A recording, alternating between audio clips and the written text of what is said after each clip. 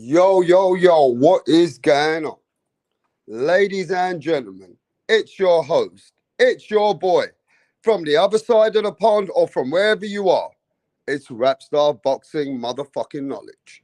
And you know, we always learn something on every show over here, whether people are speaking facts or whether people are speaking feelings. You're the people that decide what goes on. You hear what goes on. We know women lie, men lie, but my eyes don't lie. And what we hear, we can see, right? At the end of the day, we know there's new narratives out here. Oh man, Errol Spence. Errol Spence, what is he doing? He's not fighting for no belts. What is he doing? Well, let me tell you something, ladies and gentlemen. Is it really Errol Spence? Or is Errol Spence looking at his options? Let me just kill the narrative here, Max. Is Errol Spence looking at options, right? And he already said there's another article out there on Boxing 24. And it came out recently that Errol Spence is looking to go up to 154. And if Terence Crawford don't step up at welterweight, and if Terence Crawford doesn't want the smoke, he's going to fucking give his belts up and stay at 154 to take the belts. So look at that. And look who's the bitch now.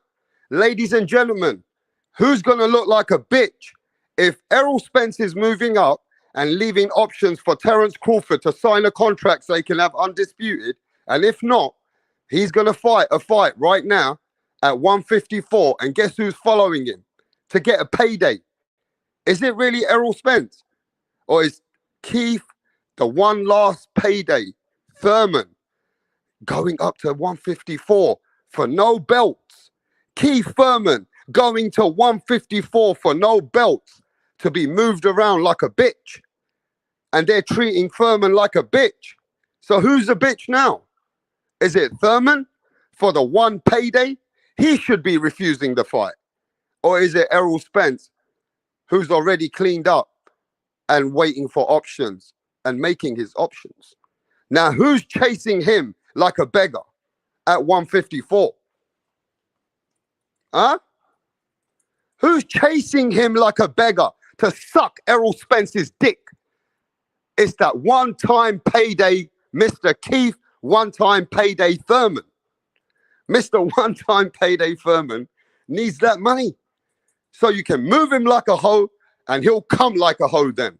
Now, if you guys are going to push the narrative for Spence not fighting for belts, you're only making Keith Thurman look like a hoe, like a prostitute. You're making Keith Thurman look like he is just going in it for nothing but a payday.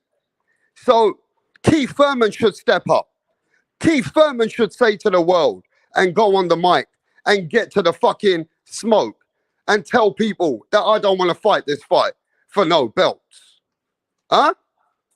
Keith Thurman should tell the world that he don't want to fight for any belts. Where's Keith Thurman's energy, bro? Why is Keith Thurman sucking cock? Huh? Why does he have to be the one that needs to fight for no belts then? He should be coming up, but he wants that money. So he's going to go where Errol Spence goes. Errol Spence will take him to this side. Keith Thurman's going to go there.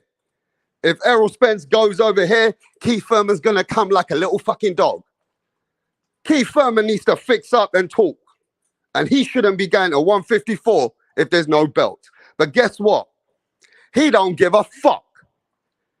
As much as the fans are talking about that, Keith Thurman don't give a fuck. Keith Thurman is wanting the payday.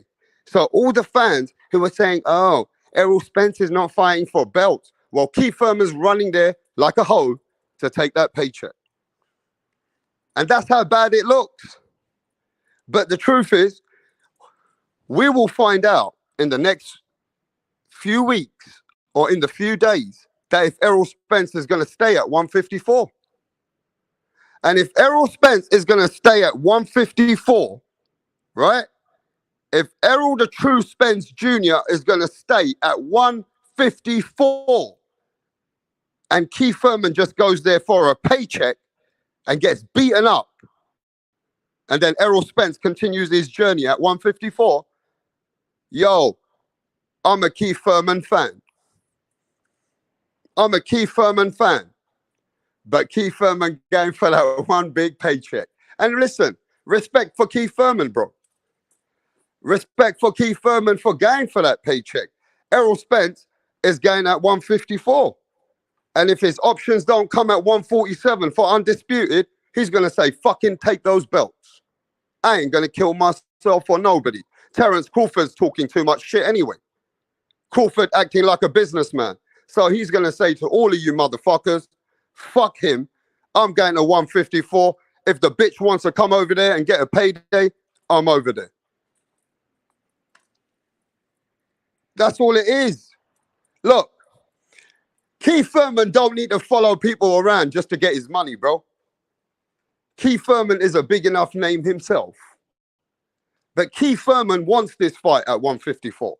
He don't give a fuck about you fans, and he don't even care if it's not for belts anymore. Because Keith Thurman himself does not give a fuck about the belts like you give a fuck about the belts for him.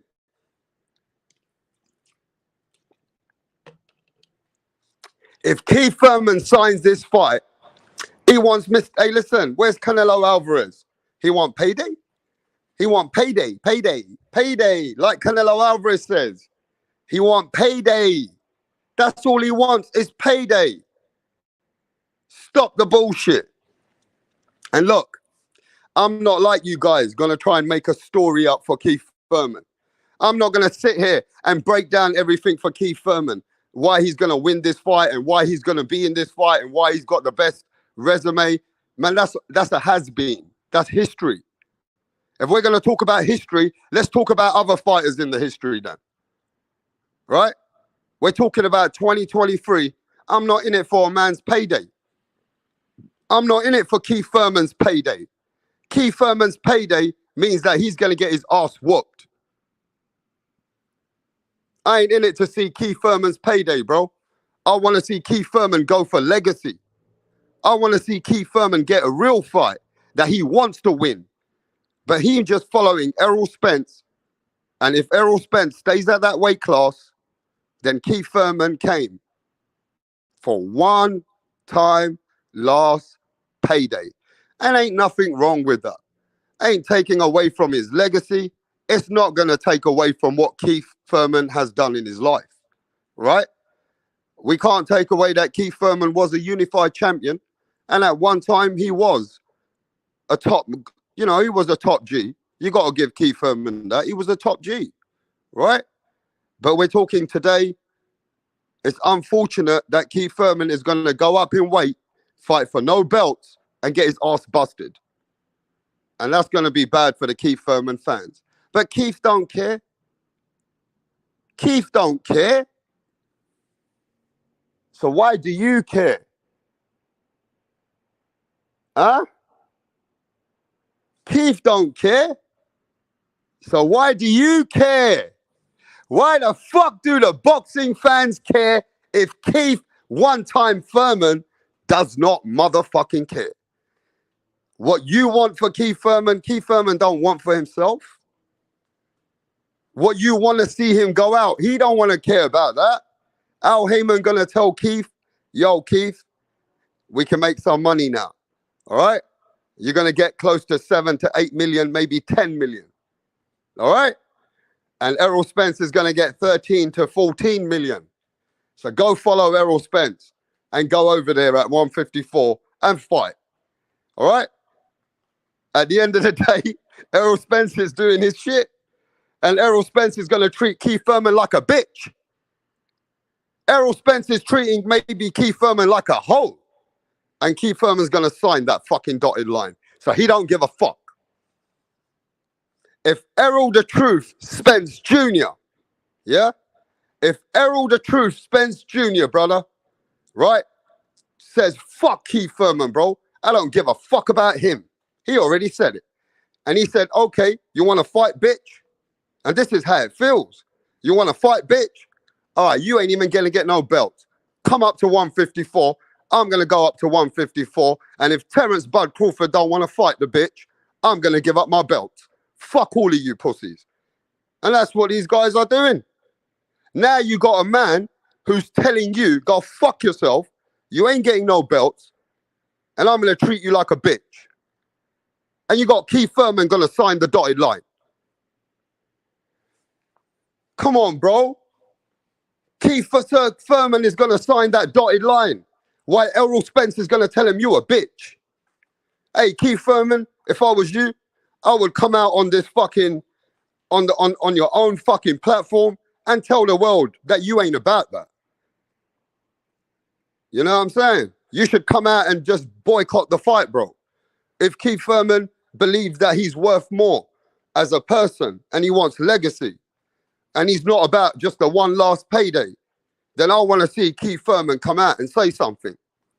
But until then, and hear me clearly, until then, if Errol Spence is doing what Errol Spence is doing and he makes him look like a bitch,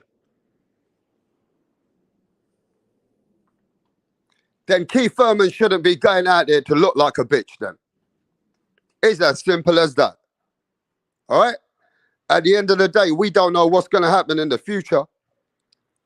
We don't know what's going to happen in the future, but Keith Thurman shouldn't be going out like that then.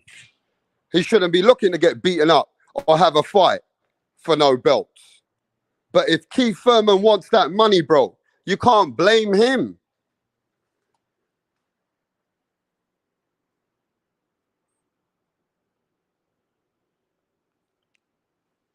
You can't blame Keith one-time Thurman, bro, that he wants a big payday and he don't want to fight these young boys because the young boys don't pay much money. Virgil Ortiz, Boots, Ennis, Conor, Ben. Hey, listen, Keith Thurman don't want to lose to these young boys for the paycheck. You know what I'm saying? That's why Keith Thurman don't want to fight Boots. Keith Thurman don't want to fight Virgil, and Conor Ben offered him a lot of money. Hey, Eddie Hearn and that said they offered him a lot of money. But look, Keith Thurman wants to fight for the big paycheck, the big fish. He wants to fight for the big fish.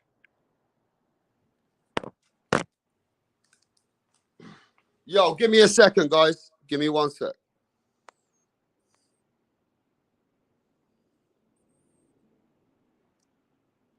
Right, what's going on here, Donny Zondernex? Barry's actually going to propose to Sandra. Sandra has been giving Barry mad head lately, and he's whipped, yeah? He's doing this behind the back of the boys because they know, yeah, they would have cussed him out for proposing to Sandra. Tracy had one job to do, and that was to record it. But she's all over the bloody place. Barry's clocked that she didn't get the footage, so he's going to propose to Sandra again.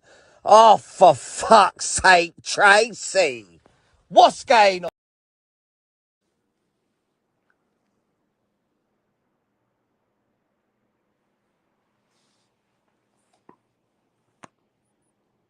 Yo, yo, yo, let me go see what's in the chat. All right, now we got people in the chat. Yes, Tip Bayliss, the one-time Keith Thurman, biggest fan in the world is Tip Bayliss, bro. Pound for Pound King says, what's going on, Rap? What's going on you, Pound for Pound? Yeah, but leave the belt at 147 so the others can fight for the belts. And that's what might happen, bro. Errol Spence might just be going out to 154. And if Terence Crawford don't want that smoke and he can't make a deal with Errol Spence, then Errol's going to give up his belts and Keith Thurman's coming up there for a paycheck. Know what I'm saying? What else can it be?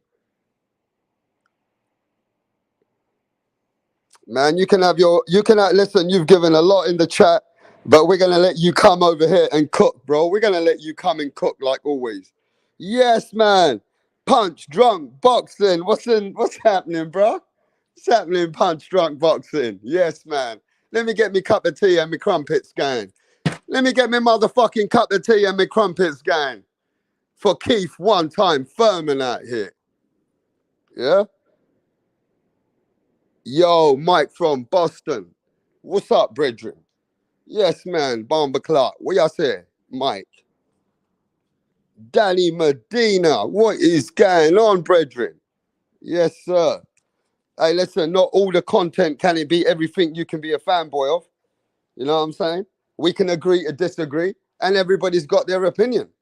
Those are mine, and what I see by my eyes, I see what I see. Yo, Usan 007. He says Thurman one time had a belt. Usan says Thurman one time had a belt. Yo, El Pinchy Punch. I'm sick of these PBC clowns. Yes, brother. Yes, man. Salute to Rider of the Storm.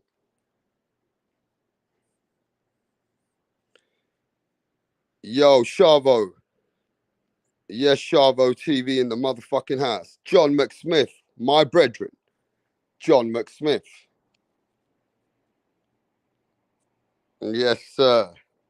Yes, guys. Yes, guys. Japan in the motherfucking house, bro. Big shout out to Japan.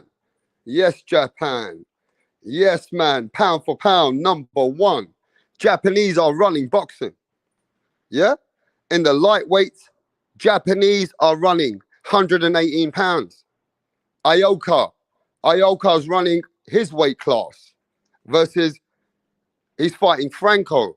So yeah, bro, the Japanese guys coming at the lower weight class, man, these guys are coming and they're trying to take out the world. They're trying to beat everybody in the world. So big shout out to the Japanese. Yes, sir. Yeah, the greatest storyteller, bro. First round knockout for Errol Spence. Yes, man. Come on, bro. We got to start something out here, Pat Greedy. What's happening, Pat Greedy? You all right there, bro? Smash that like button, man, before we even get and start the smoke. Yeah? Shall we start some smoke for real? Or let's just chill, yeah, today? Shall we just chill or shall I start firing it up? Ask Tracy in a minute. Yes, real boxing. Dennis Carrera, man. Yes, brother. Yo, yo, yo. All right, let's keep it moving now.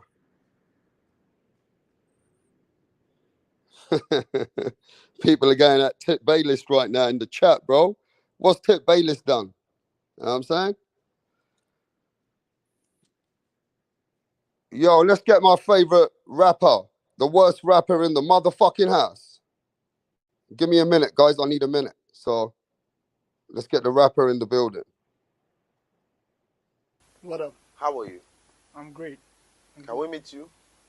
My name is Tunde Tupac, aka the Rap Killer, Tunde Tupac. the Rap Flexer, kill them all. Your name. Your name is Tunde Tupac. Tunde Tupac. You can write the Rap Killer there. But Tunde is your It's name. okay. Yes. Okay. Thank you. Tunde, with your dressing, I know the kind of song that you're about to present.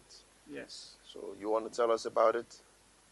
Just rap game. I kill the rap game because the haters want us down, but they're not gonna get us. You don't Calm need to down. tell us about the haters now. Rappers, right? You're a Yes. rapper. A rapper. Good. Let's hear you. Check it. Ha ha. Check it. Ha ha ha. Check it. Check it. Check it. I rule everywhere. I rule. They want to take me down, but they cannot take me down. Yeah. I rule New York. I rule Lagos to Atlanta. We go to Chicago. Check me out. Check my game. My game is tight. All the haters, I shoot them in the brain. Pull up. I've been around with my guys, 50 Cent, Tupac, Biggie, Snoop Dogg. We're all in this game together because I kill them all. I kill Tupac and I kill Biggie. I kill them all because they can't contain my rap game. Hey! It's off the hook because I'll calm kill down. you all now. No, calm down. You killed? You killed who? It's just a lyric. Don't fear. Lyric. Your lyric Hey. will put you in trouble. You have to be very careful. You don't just go about saying things that you don't know. It's a rap game. That's how it is. Oh, okay. How old are you? I've been in this game for more than 20 years. How old are you? Awesome. I'm 15 years old. What? Just forget my age. Just focus on how long I've been in the game. And you know Tupac. You know Snoop Dogg. You know By the 50 grace of Cent. God, we met in the States. Oh. Which state? Akwa Ibom. This guy. You're just a joker. You know what? Just go. We'll get back to you. Worst decision I ever saw. But between the referee not giving him a knockdown and the one. All right, guys, we're going to go start with the subject now, man. Yeah, So and listen, that's big respect to Punch Drunk Boxing with the exclusive interview again with Teofimo Lopez Sr. So Teofimo Lopez Sr. came up and he said, right, that Teddy Atlas is a motherfucking bum. Okay? Because Teddy Atlas went at his son. So we're going to start on this subject. Teofimo Sr. also went in on George Kambosos and said George Kambosos is basically a bitch. And we're going to talk about that as well. And why the George Kambosos loss for Teo, they still haven't forgotten about it. All right? So if you don't know, you need to go watch that interview at Punch Drunk Boxing and go be a motherfucking member so you can go and get an exclusive. All right? But let me tell you now, from what I saw in that interview, I saw a little bit of a different Teofimo Sr. Okay? And we're going to talk about what I heard from Teofimo Sr. even had me thinking, wow. But we're going to talk about that in a minute, about Teofimo Lopez. All right? But this is what Teddy Atlas said for the Lopezes to get pissed off with Teddy Atlas and they calling him a big bum. And I get it. You know, Teddy Atlas wasn't nice about the Lopezes. And this is what he said. So let's listen to what Teddy Atlas said.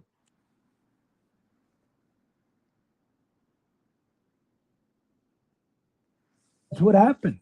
And again, if you thought that maybe Lopez might get some proper advice in a corner, you'd have a better chance of finding a water fountain in the Mugabe Desert.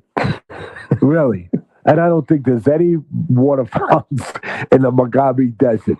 Really. But the you know what? You're saying, by the way, you're saying the Mojave Desert, not to be not to be confused with African strongman Robert Mugabe. Well, Mugabe was a good puncher. I'm teasing you. He was a great puncher, John Mugabe, actually. But no, you're right. I mean, I've been to the Mojave Desert and the Mugabe Desert, and the Mojave Desert is hotter.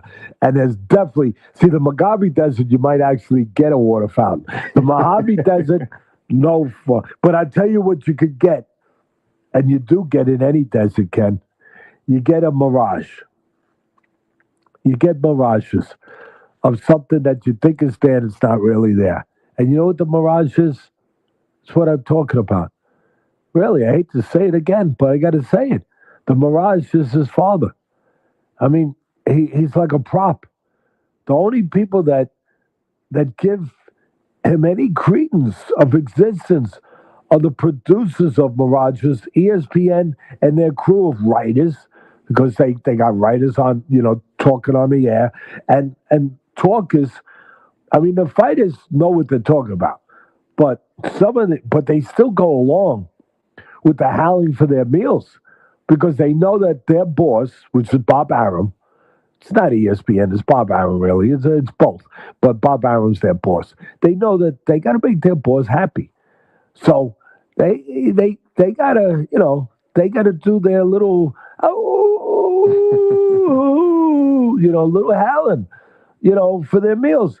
And they're telling us how special Lopez is, I mean,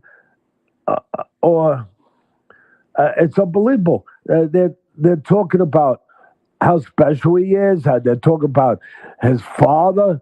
Like, again, they're giving merit to a guy that really, where's the merit? Where's the merit?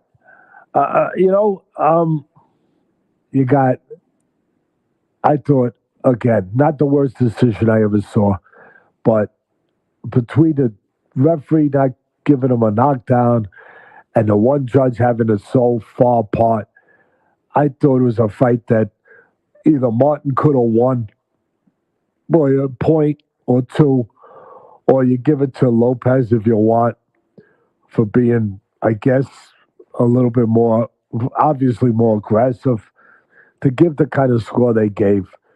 I'm going to finish with this. Is there anyone out there, honestly, including you, Ken, and I know you'll always be honest, but was there anybody out there that at the end of 10 rounds, so close fight, was there anyone at all even minorly surprised when the decision went to Lopez. Even a little surprised. Not even remotely. I would have bet 10 grand that that was Lopez's decision. Unless Martin knocked him out, in which case he might have got a split decision. I don't think that there was any chance that Martin was coming out of there with a win. Yo, I'm back. I needed a few minutes. So you guys were listening to Teddy Atlas for a second. So look, at the end of the day, Teddy Atlas says that Teofimo Lopez is basically with the wrong Mirage. What he means by the wrong Mirage, it's not the Mirage over here. You know, he's a bit everywhere, that Mirage, who hates Canelo. But we know that Teddy Atlas also hates Canelo, right? But to be fair with you, Teddy Atlas was being a little bit, you know, a bit of a hater. You know what I'm saying? And I'm going to say it. Because Teddy Atlas was trying to say, well, Teo, you know, Teo didn't do that great. Teo, did he win the fight? Did he not win the fight? Come on, Teddy Atlas. You've been in Mike Tyson's motherfucking corner. You a proper boxing pugilist. How you speaking like Teo didn't win the fight? Come on, bro. Teddy Atlas was doing a little bit on hating on the Lopez's, and he basically saying that his father needs to fucking, you know, his father is just a hype man. You know what I mean? He's calling his father just a hype man. So, you know, at the end of the day, there was a bit of hate from Teddy Atlas. You got to keep it real here. Teddy was downplaying them like, you know, that they were basically not even won the fight. But let's keep it real. Teofimo Lopez beat Sandor Martin regardless of the fucking knockdown. But Teofimo Lopez fucking won that fight, bro. That's no cap, all right? But let's keep it moving. So Teofimo Lopez and his dad, they said Teddy Atlas is a bum. Teofimo Lopez Sr. came on Punch Drunk Boxing. Go watch the interview. And he said that Teddy Atlas is a bum, all right? But look, at the end of the day, the Lopezes have to defend themselves because they're getting a lot of discredit. They're getting a lot of hate. People are not really, you know, speaking good about the Lopezes. But let me go and rewind the clock just a little bit.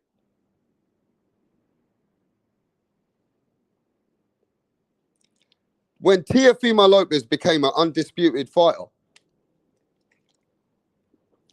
when some people say, well, it wasn't undisputed because there was another belt. Well, he challenged the baddest man on the planet at the time, right?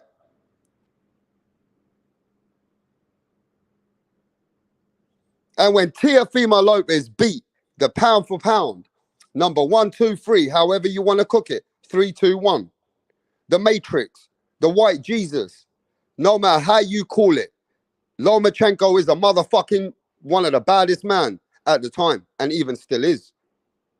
When Teofimo Lopez beat him, the world was at his feet. Everybody was calling Teo, Teo, Teo. Even me. I ain't gonna lie to you. Teofimo Lopez made me more of a fan when he beat Lomachenko. Because I never thought that kid could beat a master fighter with a ring IQ and a man who knows with his intelligence. I didn't think he would beat Lomachenko. But I knew Teo was somebody when he was coming up. He was putting people down. He had a very good fucking counter punching. He was very strong in the lightweight division. The way he knocked down and knocked out Richard Comey, man, the whole boxing world was talking about Teofimo Lopez. And that's when Teo came and he shook up the world. As when he came in to a fight with Lomachenko, he took everybody by surprise. A lot of people did not believe in Teofimo Lopez. People did not think this kid is going to beat Lomachenko. And let me tell you what, even the Devin Haney's, even the Javante Tank Davises, the Ryan Garcias, Shakur Stevenson, they didn't believe he was getting in there and he took Lomachenko. Right? He's actually the guy who changed the game. From the young guys in today's boxing world, when you talk about the young guys, Teofimo Lopez came and he showed everybody that he's that guy. Because no fucking Tank Davis wasn't fighting Lomachenko. Tank Davis walked away from Lomachenko fights. He never wanted to fight Lomachenko when he was young, like Teofimo Lopez.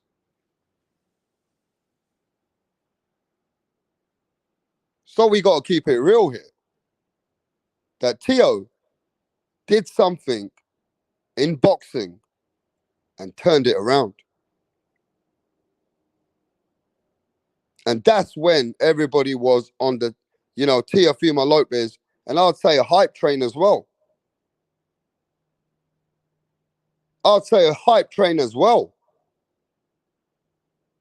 Everybody was on the Teofimo Lopez train. You know what I'm saying? There was people saying, yeah, man, this is the guy. Right? And even Teofimo Lopez believed in himself like he was going to just take over boxing. Literally, the takeover was here. Smash the like button. You know what I'm saying? And when the takeover came, nobody could question it because he beat Lomachenko, bro. You could debate it any way you want. He beat Lomachenko. So here I am telling you, how did he do all this if he ain't what he is today? If Teddy Atlas is saying Teofimo Lopez ain't nothing now, he needs help. I don't even think he beat Sandor Martin. Then Teddy's talking a bit of shit. Because Teofimo Lopez proved that there's something about him and he can do it when the lights are on. But something happened after that Lomachenko fight.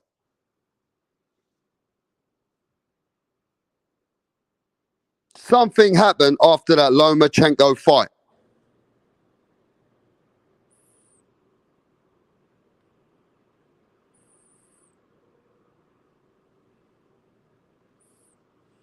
And Teofimo Lopez and his dad know what I'm talking about.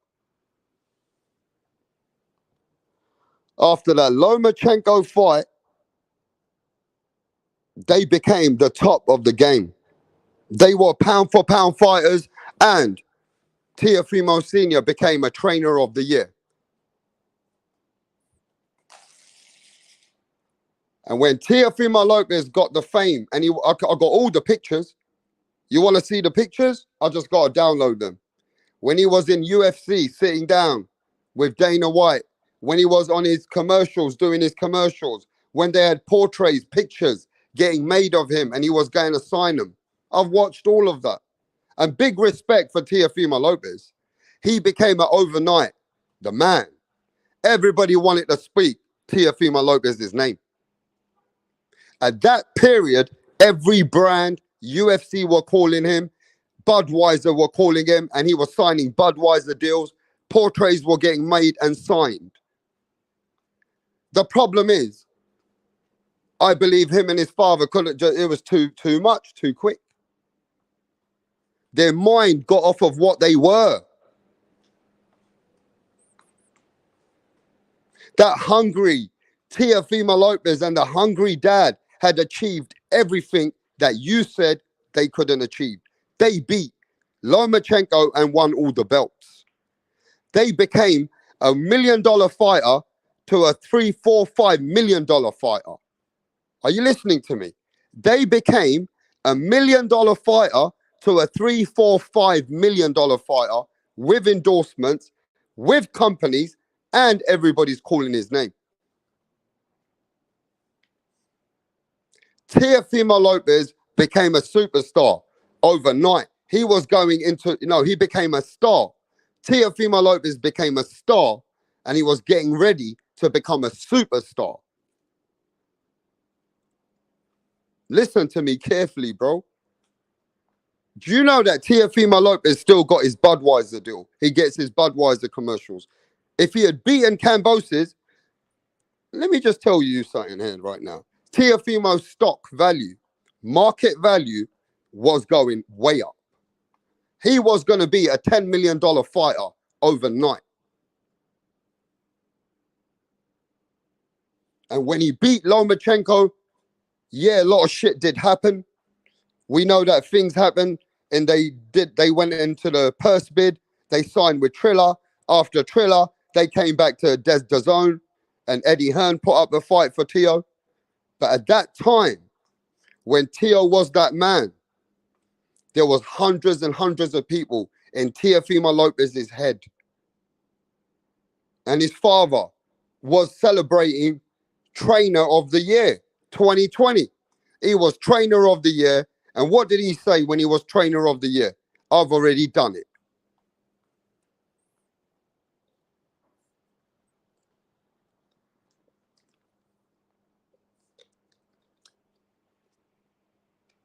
Teofimo Lopez Sr. said he already done it when he beat Lomachenko. Everything that he dreamed of for his son did it. You get what I'm saying? At that time, they already conquered. But what was going on for the second level, they weren't ready for it, bro. They didn't compose themselves. They didn't take it in the right way. Things that fucked up. They lost their mind in the game of money, right? They were getting offered so many different deals. They became superstars. Like they were thinking they were going to become superstars. Everybody wanted to talk about Teofimo Lopez. Even Eddie Hearn said, hey, if I could get Teofimo Lopez, I would sign him up. Eddie Hearn said it. Because his market value was big. He was the man. But let me tell you, bro.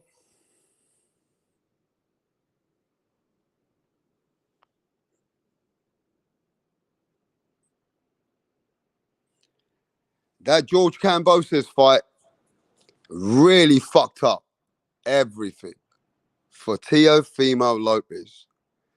That George Kambosos fight, bro, that hurt Teofimo Lopez, man. Getting outboxed, regardless of the situation in front of the world, you losing to George Kambosos fucked up a lot of things for Teofimo Lopez, bro. You know, when Teofimo Lopez got dropped against George Kambosos in the fucking, what was it, the first round? Oh, fuck. There was nobody, I think, in the chat. Can somebody tell me in the chat that you thought that Kambosos had power to knock down the takeover? Somebody please tell me that if you think right now, you tell me, if you think, did somebody even think that this kid, George Kambosos, who doesn't have heavy hands, was even going to knock Teofimo Lopez down even? Even down? Ain't nobody thought that. Kambosos couldn't crack an egg. He's right. I've just seen the chat. Kambosos can't even crack a fucking egg. Kambosos threw everything in the kitchen sink to Lee Selby, a 126-pounder who lost to fucking Josh Warrington. And Kambosos that guy came up 2 weight classes and he fought a split decision with George Kambosos and came up 2 weights and George couldn't even shake him. And then Kambosos fights Teofimo Lopez, bro. Ain't nobody thought this picture was even going to be out there. Look at that picture. Let me take you in history right now. That's Teofimo Lopez getting shook. And Teofimo Lopez was in shock.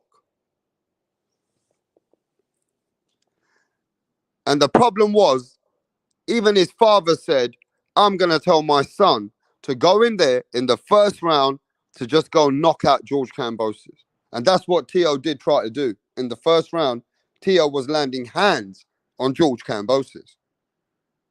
And then the fight changed. In one punch, and the fight changed. See, this is where even when Kambosos was outboxing Teo and landing hands on TEOFIMO Lopez and countering him and catching him and being able to be faster than him, bro, that shit went down. That was like, what the fuck? It was what it was. And that has not just hurt him. That loss against George Kambosos is not allowing him to go forward. I only know what TEOFIMO Lopez Sr. and his dad and what Junior's like. They can't handle that loss. That loss for them, they need to make it right. And that is what I saw in the interview yesterday, that when he spoke about Kambosos, there was this burning sensation, and how much you can see the hate for the Lopez's against Kambosos is on another level, bruv. They hate him.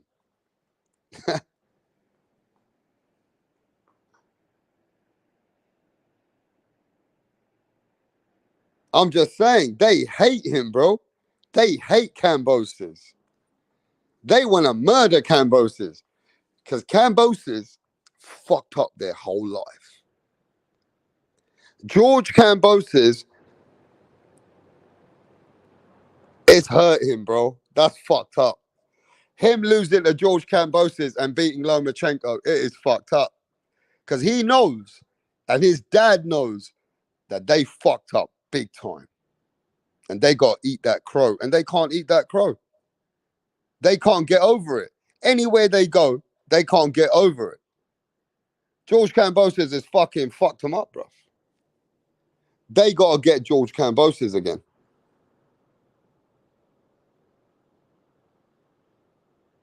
They got to get George Kambosos again, bro. And I'll tell you what right now. TEOFIMO Lopez need to call Kambosos' people, tell Bob Arum that if you want to get me a fight with Josh Taylor, like they said they're not going to fight Josh Taylor in July, being inactive for 8 months. So already Teo Sr. is thinking and using his brain, right? Teo Sr. is using his brain.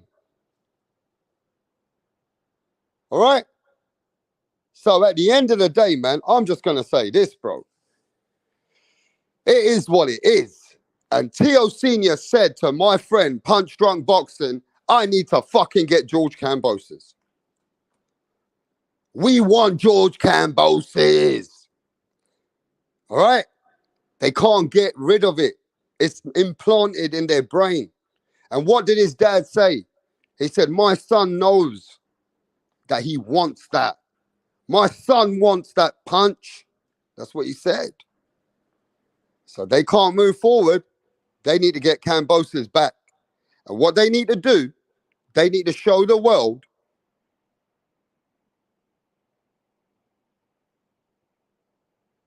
the father and son. Yo, let me tell you something. I got respect for Senior, though. Because he'll stick by his son. Don't matter how crazy you think he is. That man will stick by his son to live and die. You know what I'm saying? And when we didn't believe that he could do Lomachenko, he did it. So this is all I'm saying right now. These guys need to get that Kambosos fight.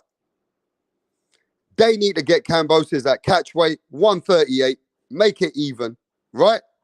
And now let TEOFIMO Lopez show the world that that was a fuck up. That's it.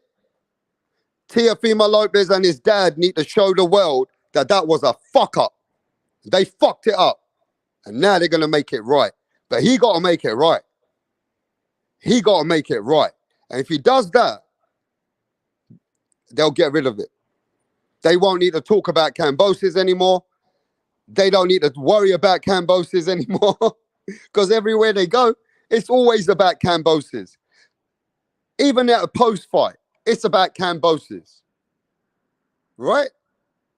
So get the fight, get Kambosos, and show the world that was a fuck up. That's the only way the Lopezes will deal with it and get rid of it. Or they won't be able to deal with that. TEOFIMO Lopez wants to fuck Kambosos up, bro. His dad already said it. TEOFIMO Lopez wants to break Kambosos' jaw, ribs, and everything else that you can imagine. Teo already told his dad, get that motherfucker. So there you go. And listen, Bob Arum already told TEOFIMO Lopez and his dad, if you want Josh Taylor, Josh wants the smoke after the Catterall fight. But what Teo said is we're going to go get somebody else and we're not going to stay inactive. We're not staying inactive to fight Josh Taylor. So in other words, and he also said this, which I got to kind of respect Teo Sr. here. You wouldn't expect to hear this from him. But he said, what do you think? My son ain't going to go straight into the Josh Taylor fight right now. Now he's thinking as a proper, the way he wants to win the belt. He said, look, Josh Taylor is an undisputed fighter for a reason. Now I believe they're gonna want this fight soon. Because the way that Senior spoke about it, he wasn't overlooking Josh Taylor. He said, my son can't just go into a Josh Taylor fight in July and stay inactive. We're going to get another fight. And then we're going to get ready for someone like Josh Taylor, right? But Bob Arum's ready to give him that fight. Are they ready to take that smoke in July? Not right now. Right? Not right now. They don't want that smoke in July, bro. They said it themselves. Okay? So now we got to see that they're thinking logical. Now we know that the Lopezes have humbled a little bit. And they also know that they got to do something before they come for Josh Taylor. Now I'm seeing Senior with a different energy here. Now, do I respect that? Because normally he talks reckless. We're going to do this. We're going to kill this bum. We're going to kill that bum. We're going to finish this bum. But that's Senior for you. But right now, Senior's been trying to be logical. Trying to say, okay, nah, we're not going in Josh Taylor, I told Bob Arum. We're not getting Josh Taylor right now. I'm going to get my son another fight. Get him, you know. So even they are frustrated with the Sandor Martin fight, bro. His dad ain't happy with the Sandor Martin fight. The trainer of the year in 2020 is definitely not happy, man, at 2023. He's not that happy. He says we got to do something, right? So we got to keep active. And then we can fight Josh Taylor. You know what I'm saying? Now, look, let's keep it there. Who should he fight? There's only one man there, bro. And that's George Kambosos. But George ain't going to make it easy for them. Hey, George Kambosos ain't going to make it easy for them. He's going to price himself. And he's going to price himself. Because he knows that the Lopezes want this. Right? And George Kambosos has already earned 5 million, 4 million, 5 million. You know what I'm saying? He's earned that money with Devin Haney now. So the Lopezes have got to get Bob Arum to get out the checkbook and pay George Kambosos to fight TEOFIMO Lopez and get them active again. Because that's what the Lopezes are saying. That they're not ready to go for Josh Taylor in July. So at this point, I think for them going forward, George Kambosos is a good fight. It'll do the best for them. They can earn some money and they can show the world that was a fuck up. It's as simple as that, bro. Because people are not going to leave him alone either. The fans are always going to remind that the Kambosos fight and the Kambosos fight. Regardless, he can be black and blue telling you, I didn't feel well, or, you know what I mean? I had this problem or that problem. Ain't nobody give a fuck. The only thing fans want to see is a fight. So I don't see nothing wrong with the George Kambosos fight, really. I think it's good for Teofimo Lopez, though. You know what I'm saying? Earn some money, stay active.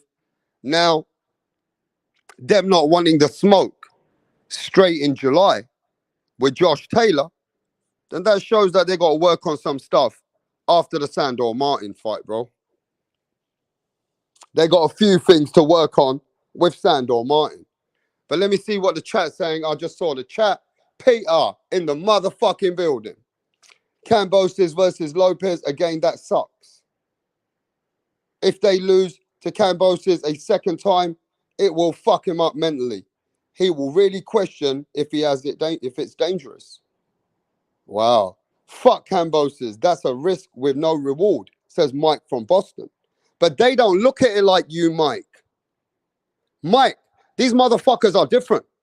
See, Mike, one thing I'll tell you about the Lopez's, these motherfuckers are real. Like, what you see is what you get. Hey, listen, I'm going to tell you this, though. I'm going to give the Lopez's credit here, though. They got to get credit. You get me? When the Lopez's are saying to you, we want to beat up George Kambosos, they don't give a fuck if you think it's not for legacy. They've got a vengeance and they want to deal with it. At least they're being real about it. You know what I'm saying? That it hurts them. Look, many people will tell you, yeah, man, it ain't nothing. It's only a silly loss. But these guys will never speak that way, bro. One thing about Lopez, he can't deal with that. He says to the fuck Kambosos. I want to, you know what I mean? That was just fucked up for him. And Senior, he says fuck Kambosos because he hates Kambosos because he says that Kambosos nearly killed my son. He said on the interview, right, that Kambosos knew that Teofimo Lopez was breathing heavy after a certain round. He could hear Teo breathing heavy. And he was going in more hard with Teo. But that's a dad talk. That's not even a trainer talk. What the fuck is the boxer meant to do? What the fuck is Kambosos meant to do, though? If he sees your son breathing heavy, he's going to go in there. He's going to fucking put an end to this, bro. What do you want him to do? Take it fucking easy or what? But I understand as a dad, Senior's angry. He feels like his son got a bit humiliated a little bit. You know what I'm saying? It's a personal vengeance. And it's a real personal vengeance for the Lopez's. So, hey, that's what we heard. That's what we're seeing. How do you feel about it? Now, I'm going to ask you a simple question. How do you feel about Senior, who normally don't speak that way, but said that I told Bob Arum that I am not going to fight Josh Taylor in July, that I need to put my son into another fight and then get to Josh Taylor. But he was very interested in fighting George Kambosos next.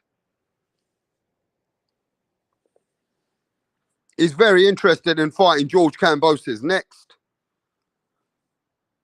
Do you get me? But let me see, bro. Give me a second. Give me a sec.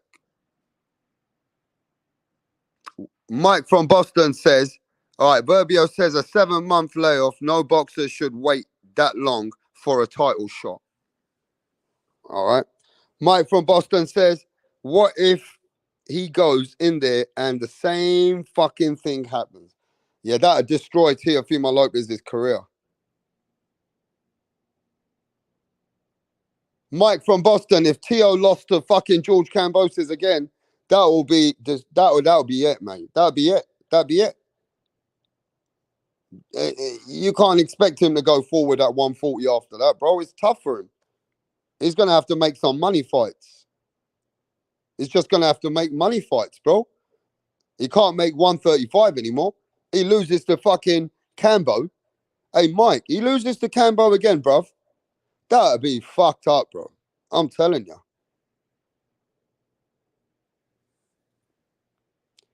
Teo looked exactly the same as he did in the Kambosos fight against Martin.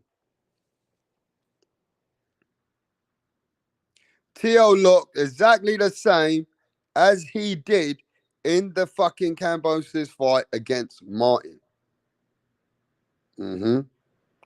Kambosos ain't a risk. He's a one-hit wonder who had a year and a half training camp for a sick Lopez. I respect them for trying to get there back if they do it. That's stupid if he should blame himself. Mike says that's stupid. He should blame himself. But Mike, they don't blame themselves. They still don't blame themselves for that loss against Kambosos. And he said that they still robbed him. He said that they still robbed him, bro. Pound for Pound King says, come on, man. They're lies from Senior. Why didn't he stop the fight then? Yeah. I agree with you, Verbio. Teo needs to grow up and just move on. Peter, it's boxing. What does Teo Senior expect? Fighters get hurt. It is what it is. We know Real Boxing TV is one of the biggest fanboys for TEOFIMO Lopez. It is what it is, but you know, at least he's real about it. If they fight again, Teo stops him in the 7th round, says Max. Real Boxing TV says TEOFIMO Lopez will stop George Kambosos in the 7th round.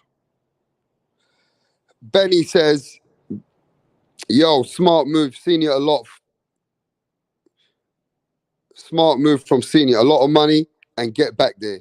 Also, he was talking to the right man, Aaron. Yep. I agree he did, says Boxing Learner. Teo needs to get his family and his mental issues fixed and then come back stronger. Yeah, he's a risk because styles make fights and his and Teo's equally fireworks. It's always going to be a brawl. Pound for Pound King says it's going to be a similar fight for him and Kambosos. Man, that'd be fucked up, bro. Kambosos is faster than Teo. He had a better jab too. So let me ask you this then, bro. Let's stop the cap. Let's stop this cap right now, bro. Let's talk. Let's stop the cap right now. All right. Teo versus George Kambosos part 2 rematch. Part 2. Who wins? Let me see the chat. I'm gonna take a picture. Who wins, bro? I want to take a picture of everybody in the chat right now. And I'm gonna leave it on my back end, on my hard drive, right?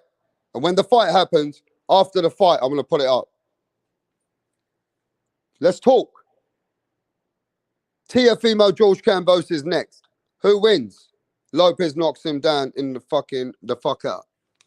Real Boxing obviously gonna say Teo. You know what I'm saying?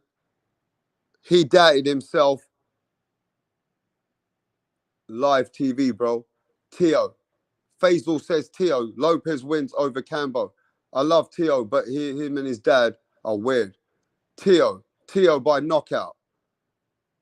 George Kambosos by split decision.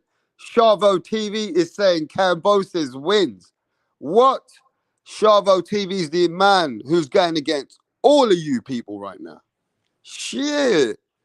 Chavo, yes, man. You're going against the odds, yeah? All right. Pitbull. If he thought he would win, why no rematch at 1? Because he didn't want to fight at 135. That's why, bro. It depends in what condition they come in the fight. Kambosos was in super condition. George Kambosos in split decision. Yo, so listen to this.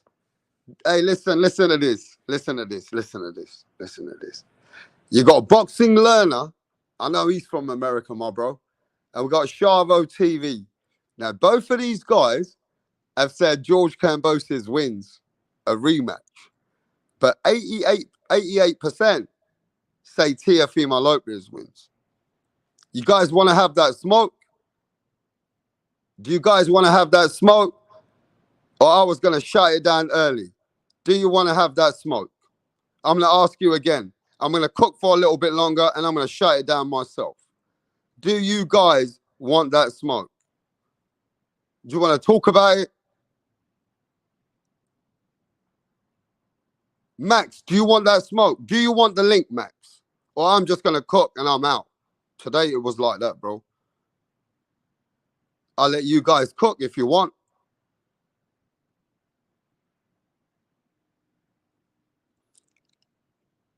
Teo versus George Kambosos debate. Who wins? Nobody wants that smoke, yeah? All right. Nobody wants that smoke, yeah? Look at that shit, bro. Nobody wants that smoke, yeah? I'll send it. Sure, why not? Now look, George Kambosos versus TEOFIMO Lopez rematch. People saying George Kambosos even wins at catchweight. Boxing Learner and Chavo say he wins at catchweight. Let's hear what they got to say. Let's hear what the TEOFIMO Lopez fans says. You know what I'm saying? But yo, let me get the right picture.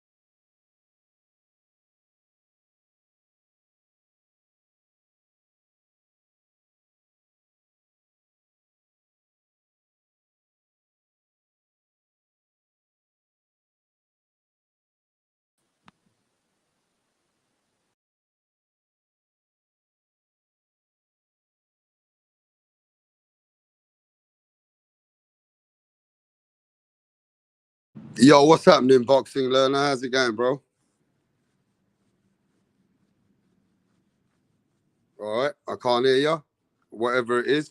But look, Real Boxing TV is a big TEOFIMO Lopez fan, right? So he shouldn't be ducking the smoke. What's happening, Boxing Learner? How you doing? I'm doing good. Man, you got to break it down for these people. There's a lot of TEOFIMO fans here, right? You got some fanboys. And you also got a guy like Real Boxing. He loves Teo. And he's talking against you. You see the rematch as George Kambosos winning the fight again. Yeah, I can definitely see it happening. Why do you see George Kambosos winning again? And how do you see him beating him? I think he'll do something similar to what he did before. I think he'll use his jab. I think he'll counterpunch more too, knowing that TEOFIMO is not that good coming forward. Before he was a lot more aggressive in the first fight, and that's why I said split decision, because George is a warrior. Even though he got good boxing ability, he's more of a warrior type, but he'll use enough of his boxing ability to outsmart TEOFIMO.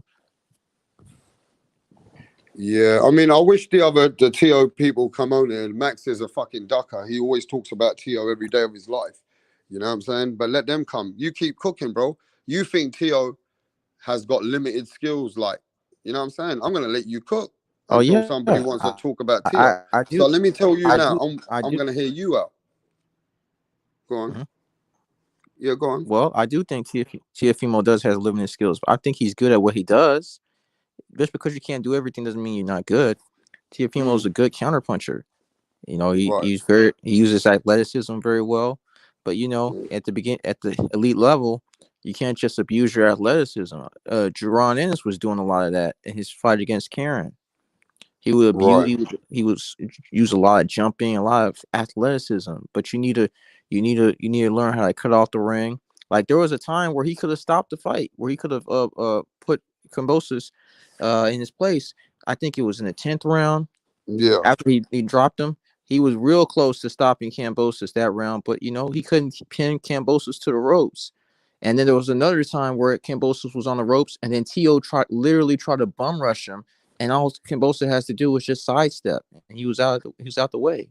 So So basically, you think Teofimo Lopez and his dad, when they say they're gonna fucking beat the fuck out of him, and that was a bad day for them, that they had problems, they had a lung issue, all of this, you don't believe them, basically. What you're saying, look, I'm the moderator. I'm gonna agree with. I'm just gonna listen you out until people talk. This is how it works here, bro. If the TO people don't come, I'm not here to, you know what I mean, give all the facts. They can come and talk. But what I'm asking you, what about the reports of the doctors and when the people said, yeah, Tio was fucked, you know, like Tio want himself. Don't you think the Tio, which is himself, at 138, and he says, I'm gonna knock the fuck out of Kambosos. You saying nah. Kambosos is just a better fighter all round. And I hear you. None of that. You don't believe the Lopez's, yeah? you know, if they would have just stuck with one thing, I would have believed them. But they didn't stick with it. They had to add more and more stories. Okay, go on, Mike. Mike from Boston. What's happening, mate? Mike, what's going on? I can see you, Mike. You're on mute. Get yourself off mute, Mike. Yo, can you hear me? We can hear you now, Mike. Right, What do you think about the conversation? There's a number of reasons why I don't believe that Tio wasn't himself that night. The main reason is I saw the exact same Teofimo Lopez in the ring against Sandor Martin. Same, making the same mistakes, being too aggressive, right? No footwork.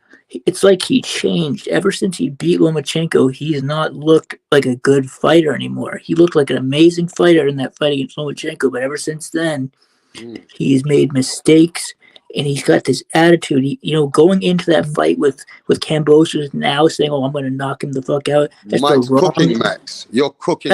That's the wrong attitude to have. That's the attitude the guy you beat last time having that attitude. You're going to knock him out. Wow. I'm just saying, look at those two fights. It's this Tio was making the same exact mistakes, and he had the same mentality, just being overly aggressive. I'm telling you, I think it's a dangerous fight. I think he might lose again, and that would be the end of him. If he lost to Kambosos again, it would be over for him. Wow, you guys are really talking about Tio. No, hold on. I'm just gonna say this though. Let me get this off. Okay. Teofimo Lopez is basically not that guy for you guys. You guys are just thinking that he's gonna, he can't beat Kambosos, bro. Then he ain't shit. No. If he can't beat Kambosos, bro, because then he's in trouble, right? You're talking about a fighter that people say can beat Devin Haney. You're talking about a fighter that people were saying can beat Gervonta Tank Davis. This is a fighter that they said can beat Ryan Garcia. This is a fighter they said that can beat at some point a Josh Taylor. You guys are talking about Tio like, boy, Tio's gonna he just ain't that guy. He can't even beat George Kambosos. I'm not saying that though. I'm just saying that Kambosos in particular is a bad matchup for him because he can get in his head and Tio's mind state. Mike, you've been watching boxing for years. Kambosos is a feather fucking. I know, but there's something about him, man. There's something about him that it makes Teofimo fight in a bad. He just isn't. He doesn't have a good mindset when he's fighting him. What you're saying is Kambosos is Teofimo Lopez's boogeyman. I'm not saying that Teofimo can't beat him. I'm just saying it's all about his mental state. That's what it's all about. If he has the right mental state, he could beat him easily, but he doesn't have the right mental state. I can't believe, right? I'm just going to say this, and I want you guys to cook. That nobody in the chat, you guys always hit the link every fucking day. But now I know how many of you guys are Tio fans, and not one of you out here backing up your boy Teofimo Lopez. Shame on you guys. Teofimo Lopez fans have gone off the bandwagon now. The hype is not there anymore. Oh yeah, it's not there anymore. It's really not. Talk about it, boxing learner. He became a pound for pound guy, and now people don't believe in him anymore.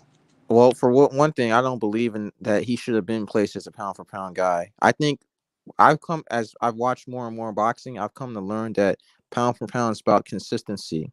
You know, I give Donaire, he's a good example. He has beat not just one guy, he's beaten multiple great champions. You know, he kept beating them. I think he got, after he beat Lomachenko, which I think still was a tough fight.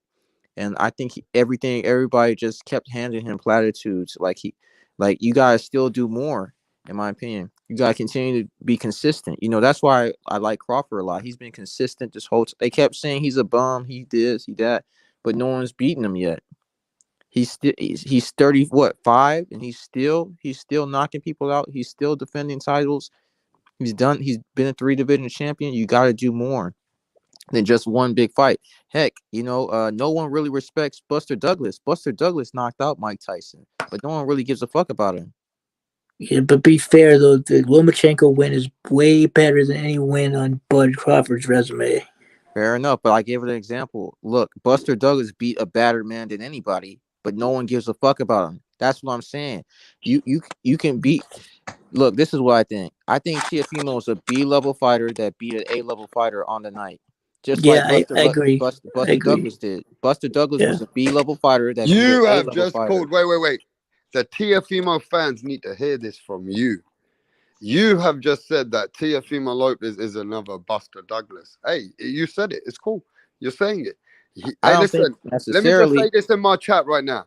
You I think they did the Teofimo same Lopez thing. fans. You Teofimo Lopez fans. Shame on you.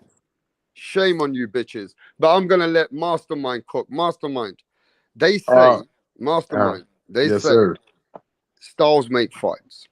Mike Boston has been in boxing for years. He says styles make fights. And sometimes there's a style. And the way that George Kambosos gets to Teofimo Lopez mentally in his head, the Lopez's are wanting a rematch versus Kambosos. Do you think that's bad for Teofimo Lopez? Do you agree with Mike from Boston? No, I don't. I don't think it's bad, but I do think he should let that go because he had to go up to 140 mismatch. And I think he could have beat Kambosos, but I think he was just a little too anxious to get the knockout. He should have been patient like he was. Remember when you watched the Lomachenko fight, they were surprised that he didn't go out there and jump on Lomachenko. Remember, he was patient. He let the fight come to him. Lomachenko threw very few punches. I think if he would have been patient with Kambosos, you have a victory. But he was out trying to get an early knockout against an elite fighter in Kambosos. That's why he lost. He took him for granted. That's the number one contender, undefeated for a reason. So if the rematch happens, Teofimo Lopez is coming back to put fire on this kid. Is gonna fuck him up? I lean, question, bro. I lean towards Lopez just simply because of the 140 weight advantage.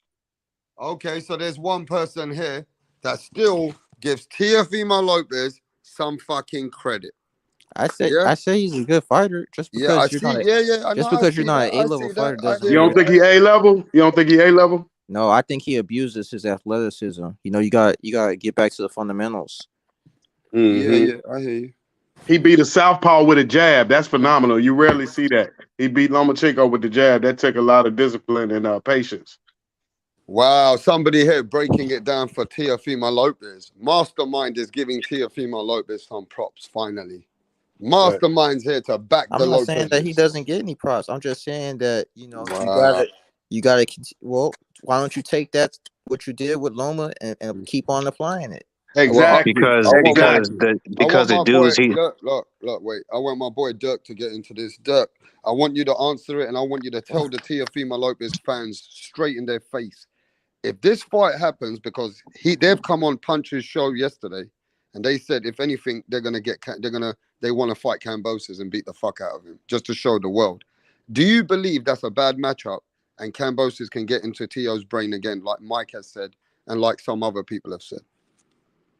At 140? 138 maybe as a catch weight.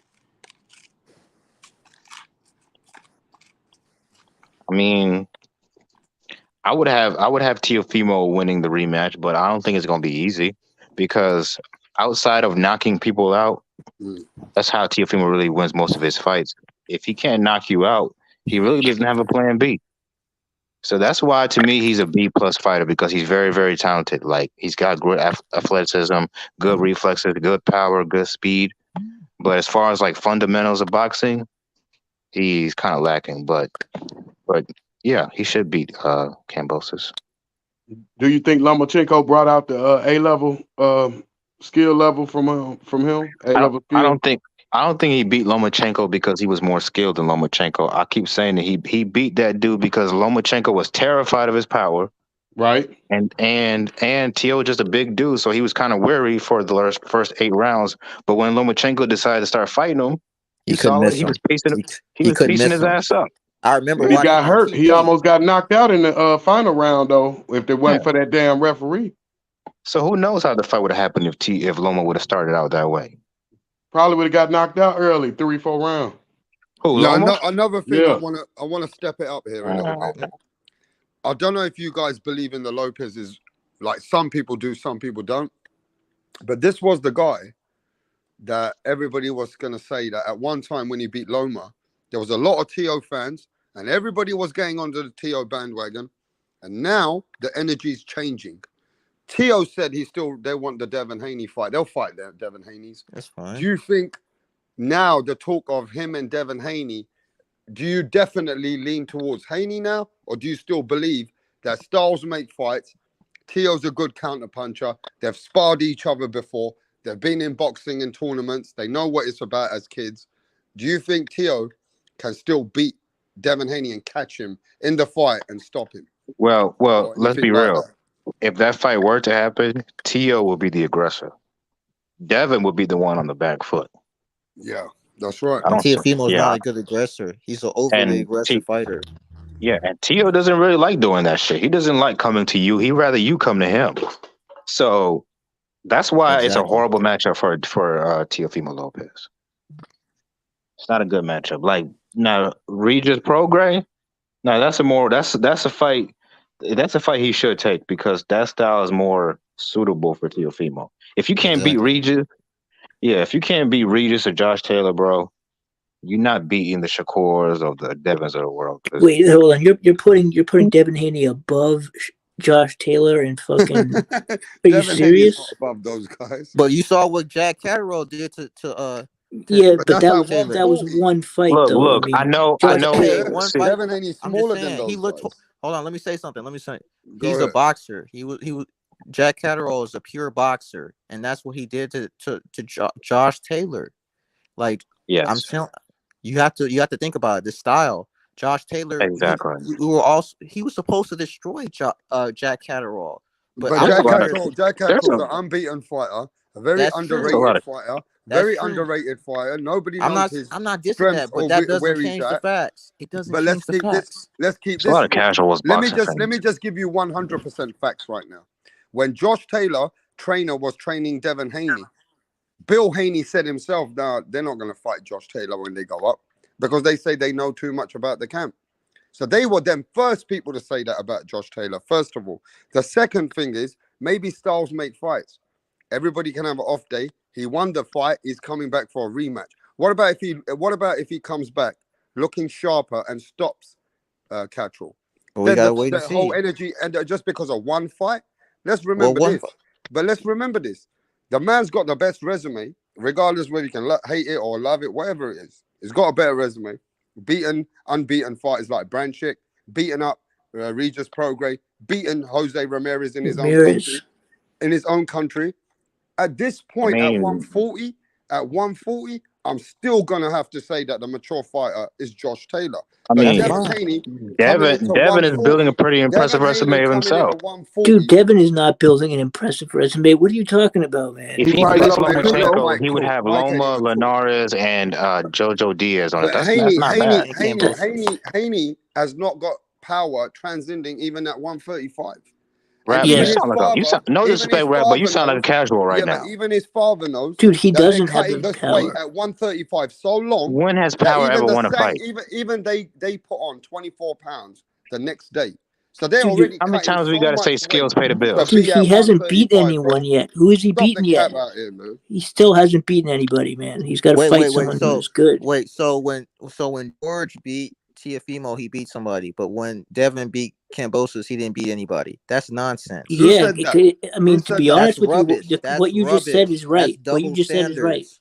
No, it's not, because Teofimo, I honestly don't think Teofimo is anything special myself. Like, honestly, just because Teofimo beat Lomachenko that one fight doesn't mean he's an A-level fighter. Look, man. The fights happen, and that's what we look for. If you say you are the guy, you're supposed to win. He lost. He became the guy, and then Kambosos So if beat No, him. Devin Haney beat Lomachenko, you're not gonna give him credit neither. Then, so if Devin dude, Haney beat I Lomachenko, is he honestly, gonna dude, get credit? you're acting as if he beat him already. I honestly don't Okay, think he's gonna beat him. No, but no. If he does, what if he does? Because If he Kambosos does, beat. if he does, I will give him full fair enough. credit. If he But you're not does, giving Lopez credit for beating him.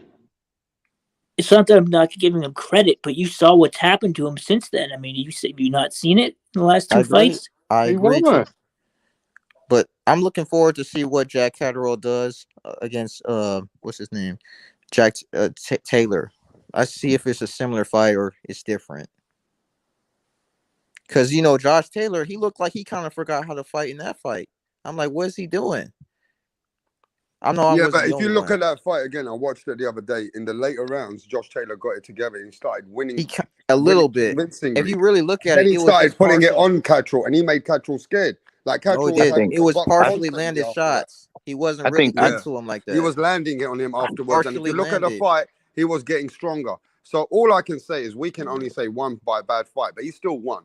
At this I point think with That was a Devin robbery, Haney, in my bro, opinion. with Devin Haney, why people feel going up in weight, they feel that at that point it's a 50-50 fight between him and Teo because he doesn't transcend power. See, the problem with Haney is he don't transcend that power, but his skills might be good enough to get him through. Ain't nobody gonna deny that. Is he Right. got the skills to get him through? But we know yes. that he has got those skills. What he wants to hope that he don't get counterpunched, don't get hurt to the body, and he wants to make sure that he don't get into the where he's uncomfortable, because that's where Haney's got to keep sharp for 12 rounds. Yeah, Got to keep Teofimo's not good sharp. enough to make him uncomfortable constantly. He's not good enough to do that. That's what I think. Is Tank good enough to do that? He doesn't throw enough, in my opinion. You know I like Tank. I like him way more than I like Devin Haney. That's not a good matchup. Look, man, you might not like Devin Haney, Mr. Rapstar, but the truth is he's stylistically he's a bad matchup for a lot of these guys. To Yeah, be honest, now you're talking like a casual, because I do like boxing and I like Devin Haney. You Yeah, just but think it's you personal. prefer Teofimo. Problem with you is when it comes to Haney, because I you are prefer black Teofimo American, too. I because just you are don't black. think he will Listen, win. bro. Because you I know support you the was black. gonna bring No, no, that up, listen, but I Dirk. don't You've even like already said Devin it Haney, yourself. and I told Dirk. you. You don't like Canelo. You don't like this guy, that guy. But I love your energy because I want everybody's opinion. But you always do follow the black American fighter. I've seen your pattern. So it ain't about me. It's about you. You get into your feelings with Devin Haney, bro. That's all. He No, said I he doesn't don't. even like I just Devin told Haney. you I don't like Devin Haney. He just wants Yeah, but just that's give him your the trick. credit.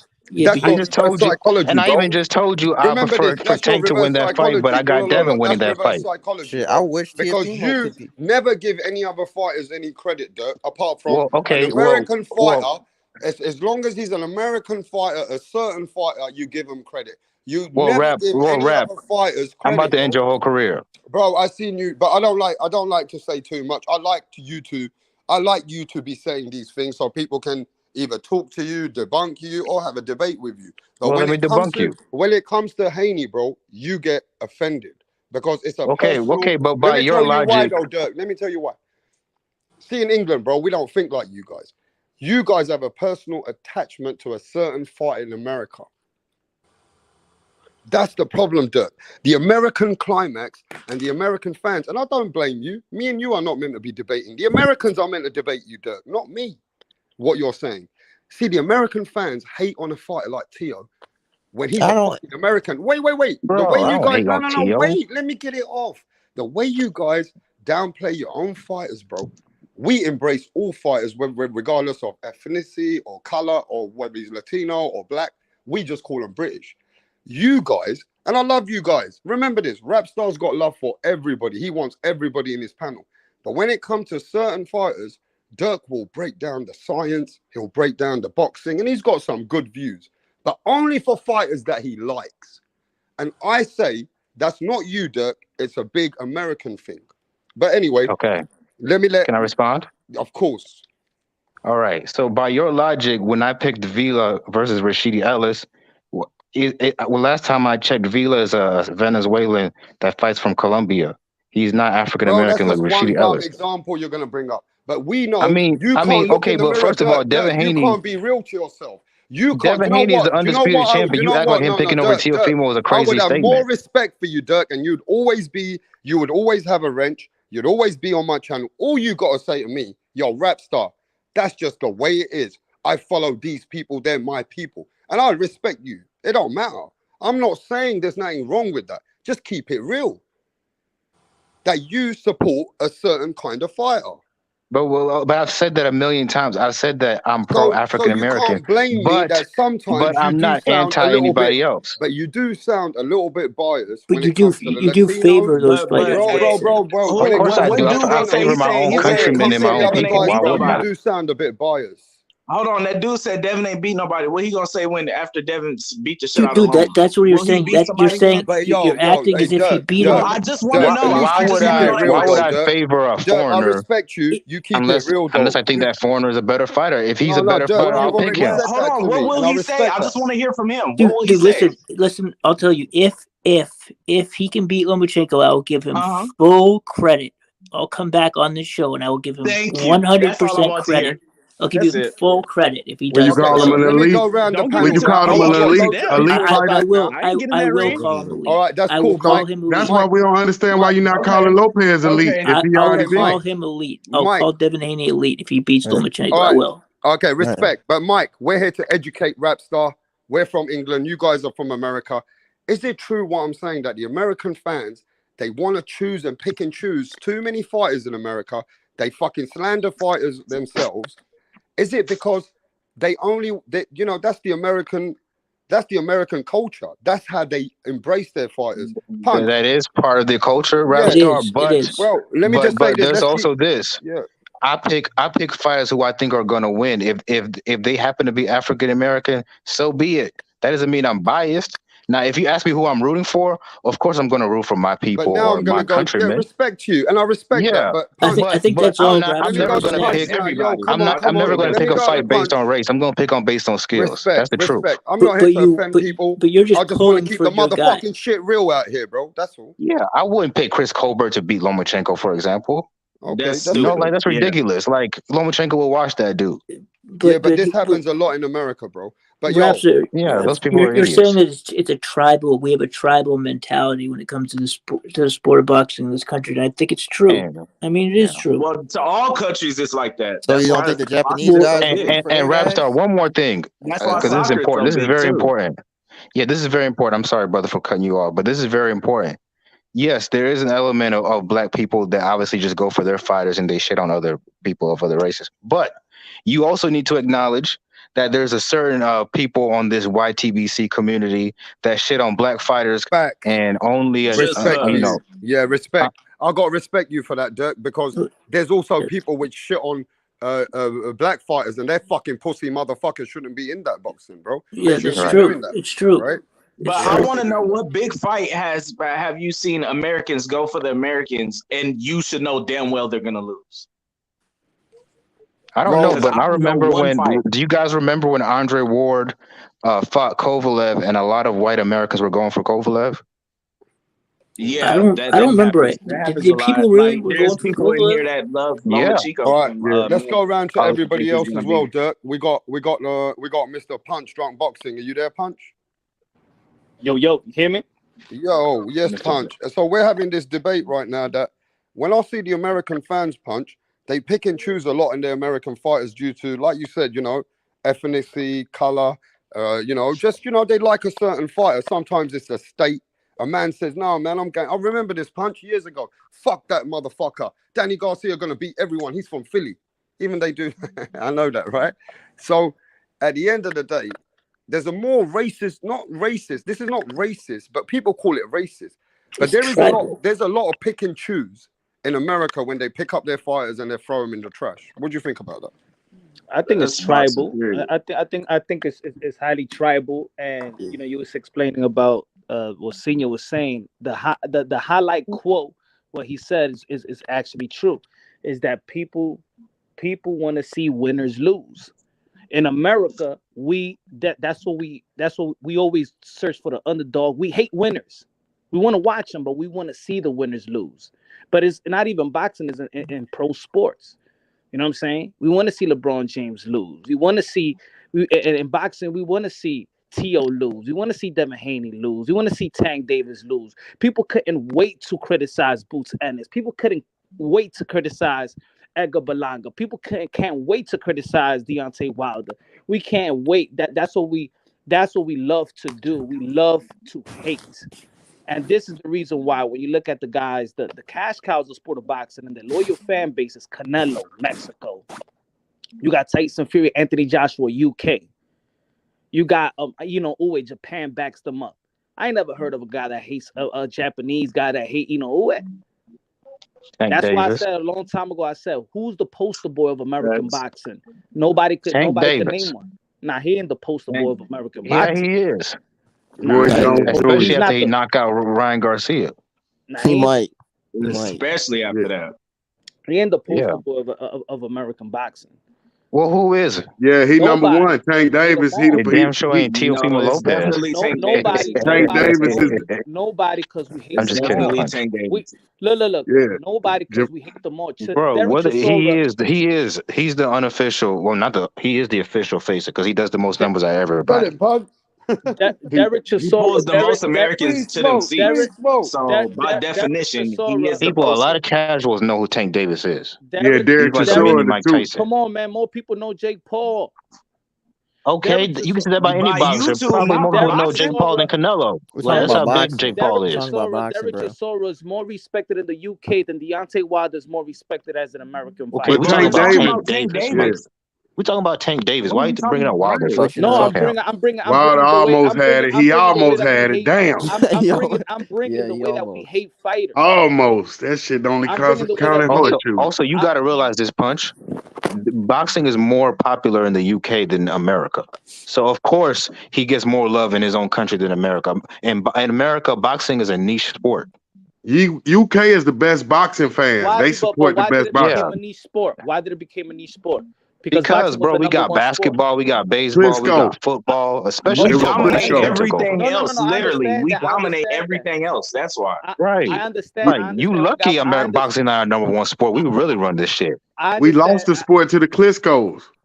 Bro, I understand that. I understand Yeah, but that. We Klitschko's took over there anyway. But why it became a niche sport? Yeah, that's why we lost it. We used to have it before them. We had it. Tyson, Hey man, look, man, if all these NFL players would become heavyweight boxers, we would take over the heavyweight division again. But that's a dream. If Wilder could have it don't damn make no whooped sense for them to Fury even do ass, that when they damn. get paid way more money and get an off season, all type Yeah, of shit. bro, who Like, wants to get paid pennies to get punched in the to face? get punched in the fucking head. Like, come Right, on, bro. you And then crazy. how our culture going is to the here, NBA, we fuck have more that. opportunities to do a whole bunch of different other shit. Rather Right, than bro. like I these think we just countries a where bunch you of- get the I most think- people that fight a lot because they come from poverty, like Canelo. Bro, It's a poor man's sport, really. When Bro, they you got can so die on big, this when sport, like, Klitschko you got think- so big, the guys that big in America was playing NBA and NFL, and that's part of Klitschko legendary. They made the fighters so big that the people that could compete played in other Right. sports. And we talking about an American sport. Our American sport is football, literally. That's what it's known it got for. to the point. Look. It got to Technically, the it's point baseball, but in America. It got to the Yeah, point. baseball lost it to football though.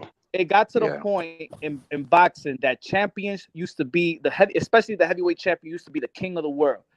That the champion, any champion, would walk around any street in their neighborhood and they was, yo, champ. He was the man. He was a boxer. A champion was like the superhero. And now it became the laughing stock. Now they don't respect There it fighters is. anymore. But that's if we understood. don't That's respect boxing change, not America. Yeah, Boxing that's change to Klitschko. where We change as as far as the heavyweight goes, the whole boxing goes, that's all changed. We looking at these more glamour divisions now, like the 147, 168, and down. We're not really looking at no good fights are happening. That's why Wilder needed the victory. If Wilder would have won, he would have became the favorite. Boxing has boxing. Boxing is not the same as when fucking Muhammad Ali was boxing, bro. Because the fan base became haters. No, that's not it's it. not the fan base. Not it's it. also the fan because base of the became haters. They was haters then, Punch. They was haters back then. I'm back. No, hey, listen, the chat says they can't hear you, bro. Let the chat get involved. I'm gonna let Punch explain why he says it's the haters. Who wants to be next to rebuttal? I don't know what he's talking about. Haters been here. Haters been here. No. Haters been here since the All beginning of time. Let him cook. Let him cook, and then who wants to rebuttal? I want a name. I want to rebuttal. All right, Mastermind, you're next. There's always going to be lovers and haters and stuff like that. But to the point where we don't preserve the sport of boxing, when we like, I'm not paying for the pay-per-view. Fuck the pay-per-view. But yet, at the end of the day, we all watch the fight. We don't preserve our sport. We don't preserve, you know what I'm saying? We say, oh, this guy wins. He ain't beat nobody. Oh, this guy, he had the weakest of all undisputed. We do that. We say that Deontay Wilder can't fight. We say that. We say that. They don't say that nowhere else. You crazy if Deontay Wilder was a UK fighter? Man, you'd be with a crown and they're putting roast over him. You crazy? When Floyd Mayweather goes to the UK or go to Tokyo, this is why he's making $10 million in Tokyo, because they love him everywhere. But when they come over here, you see what happened that recent post. Somebody just walking around and just say fucked up shit to him. And when he goes to the NBA game, they put him on the TV and they boo him. But everywhere he go outside, they love him. They love him. So did they love him when they threw them flowers at his feet? Look at what Terrence Bud Crawford said when he went to the UK. It's different out here. It's different. We shit on our fighters. We count pay-per-views. We don't do that in any other sport. You don't hear me as a Knicks fan saying, "Hey, guess what? We have $15,000 in Charlotte. They had like 8,000. That shit. They ain't shit. Charlotte Hornets ain't shit. We counting seats. We counting pay-per-view. But Punch, they only do that for certain fighters. He's making money. Hold on. They don't like him. They threw flowers on the floor. We laugh. They did we laugh at our fighters. We laugh. So this is just false, bro. Hold on. We laugh at our fighters for selling 300 on 300 reviews. Money. We don't want them to get money. But Punch, they only do that for certain fighters. We are haters, man. But Punch, they only do that for certain fighters. We're the only culture that we want the sons to fire the father. We don't hear that with Papachenko. We don't hear that. We are haters, dude. bro. You don't hear it in the U.S. Even either. when they're winning. Even when they're winning, we're haters, bro. We're haters. But look who they're doing that shit to. They doing it to Tank Davis, Earl Spence. They talk about their pay-per-view numbers all the time. This way, you just said I heard you earlier. TEOFIMO Lopez beat. Look at this. TEOFIMO Lopez beat a guy that's world renowned as the best, arguably the best technician in the world of boxing. Not the Ukraine, that's an not opinion. America, the world. That is a big ass opinion. That's an opinion. That is some kind of fact. That's an opinion. But look. All right, you're going on to a ramble now. You said he's known as the technician, the best ever. But who are the same people that said that? Are the same people we're talking about are the people that only do these certain things to certain fighters, certain American fighters? The best technician ain't losing no damn Toledo. I know that. They never said nothing about Lomachenko never doing a pay-per-view in his fucking life. They never said nothing about that. Obviously, it's a picking and choosing type of deal. And you see who they don't talk about Lomachenko's pay-per-view numbers. But you got to give credit to Bob Arum for Lomachenko. So Terrence Crawford and Andre Ward that he you might not care, but these rest of the motherfuckers don't want to talk about Tank's pay-per-view numbers. Hold on, bro. You just went on for like 10 minutes. This nigga Teddy Atlas, the same dude y'all talking about, don't know what the fuck he talking about now. Nobody said that when he told Andre Ward and Terrence Crawford that Lomachenko was better than both of them. With like 11 an fights. American. No one said nothing. You got my point. That's my because point. certain fighters get shitted on in America. So even when we're talking about somebody like Mayweather, no matter where Mayweather goes, he's gonna sell this money. No, I mean he's gonna generate money. Nobody But gets more hate than but black the fighters. game ain't But we're changed talking though. about black. We're talking about black American fighters right now. No, They're we're the not ones talking getting the about hate. that. I said He's not American. Yeah, hating. they He's be not getting the most hating. hate. But we're I said we're American. talking about that now because we're talking about Loma Chico being compared to these fighters. But the game ain't changed. It been the same the whole time though. You acting like it Of course changed it because has. they hate. It been Everybody hate. remember But when look, Jack that's a Johnson problem they too. cut the We're TV off talking when he was about whooping American that boy fighter, ass but in then you. Australia? But we're talking about American fighter, and then you say black American. Those American fighters is America. America hate the Latinos. America No, hates the because black fighters. they Nah, boasted they him hate on up with black a fighters fake more. What you talking undisputed. about, bro? They boasted T.O. up It's with a not a fake tribal. undisputed. If They the boasted light, T.O. the up white, with a fake if the white undisputed. Bro, fighter, So they T.O. don't is hate him. irrelevant. Like, that nigga, he ain't getting no hate on him, man. Stop it. Yeah, This is the nobody only even show that cares talks about anymore. T.O. No one even cares Joe anymore. Smith don't get no Everybody love. hates. This is the Caleb only show Plant that don't talks get no about love. T.O. Real Yo, talk. He's Joe not relevant Smith. enough for that. Joe Smith is white. He don't get no love as an American fighter. Caleb Plant don't get no love. It's an American Actually, he thing. got Yeah, he quite a big Stop do. fan playing base. stop playing the Caleb Plant race. has And quite a big these fan are people base. that's not even big enough yet. After he It's beats an Benavidez, American he'll thing. have that Joe Smith more was a shine. champion, bro. Calm down. Joe Smith, Nobody but called look, Joe look at Smith. the Nobody called Joe division Smith Joe the Smith great was white hype. in. Nobody called Joe Look at the Smith the great division. white hype. Look Because at Stop Joe bringing Smith that is black American black shit. It's America. We hate on American fighters. hold on. Let me say something. First of all, Joe Smith, he's a normal guy. He's just an everyday working man. He's not worried. He was a champion just one fight. You know, Nobody calls him the he great white lost hope. multiple. He lost multiple. I didn't say he was that, coming up. I said if there was favoritism, you brought up the American black. I'm saying it's all American that they hate, that we hate on our fighters. Actually, you're trying to divide it. I'm saying But you named one person while we named multiple. They hated on Andre Ward. They hated on Mayweather. They hate on Devin Haney right now. We can go on and on and on and on. They hated Rigondeaux, boy. But they hated Rigondeaux like he was American. You trying to pick and choose people that won one fight here and lost the next 25. We talking about undefeated champions, people going to the motherfucking Hall of Fame. How are you still hating? Where do you pull the strings from the air to still hate on this man? We love Jake Paul. This is America. Anyway, nobody be hating on Jake Paul. It's certain motherfuckers that just get on here just to hate. Like, you ever watch a food critic or somebody that's a critic and just love to hate something? Like, damn, motherfucker, what do you like? Some people are just like that. They just hate all the time. They got time to do it. We're in America. We don't got to worry about them fucking Ukrainians dropping bombs on us or nothing. We the big dogs. We don't got to worry about nothing. Motherfuckers running around here talking about they girls and they grown ass men because they got the time to do that shit. They got the luxury to do that shit. We don't.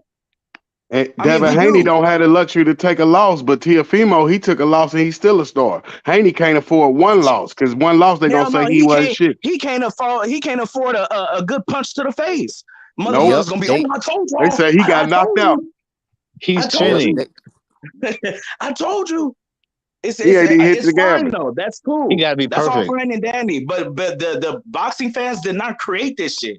What it is also boxing's fault. You talking about people not wanting to pay per views, and then we also have people like me also saying it's too many of these fucking fights on pay per view. That's their fucking fault. That's them trying to squeeze every motherfucking dollar out of us when it should not be that way. Cause like I said, it's not how it was before. Every fight was not on fucking pay per view because it doesn't not deserve it. And that's a fucking fact. It's too many motherfucking phony ass belts around this bitch. Everybody has a belt. Hey, shall we really talk facts? Now, I'm going to say facts. Them was all facts. Let me talk facts. Let's talk these facts. Don't you think the streaming, what goes on, there's no illegal punishment for these motherfuckers? So while the streaming is going to go, people are going to stream, right? And streaming has become easier over the years. How come they don't put no stop to streaming then, bro? It's impossible almost. It's impossible. But streaming's become easy for motherfuckers. Yeah, because technology is getting better, of course. Yeah, that's easy. So blame that shit, bro. Yeah, they better catch up. It's not gonna. That's why they're gonna have to change it. They're gonna have to convert to us. So people found a way to get around all that bullshit. $88 pay per view with a whole shitty ass card, and the main event you barely want to see.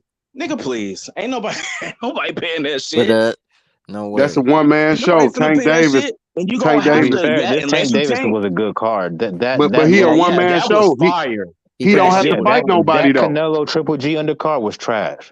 But Tank doesn't have to fight The fight was anybody, and he's trash. still a star. But He don't have you to know fight how elite though, competition. let me tell you, Mastermind. You Right. know how And they get the Americans pay-per-views up? still gonna go support him. Yep. You know how they get the pay-per-views up? You can't put that shit on pay-per-view. Yeah, but let me tell you how they get these pay-per-views up, Mastermind. Everybody in the chat and the panel. If somebody streams next time a pay-per-view, right, there should be some kind of a fine of £200 or $200. They should send you some kind of a fine. People won't stream anymore, right? That's impossible to do. It's what they do is they need to do something though, innit? By the no, IP they address. do. They find the hackers that do the streams, but it's so hard to do that. The ones that run these streams, I won't say the names, but the ones that people click on and go to, they find those people and they charge them.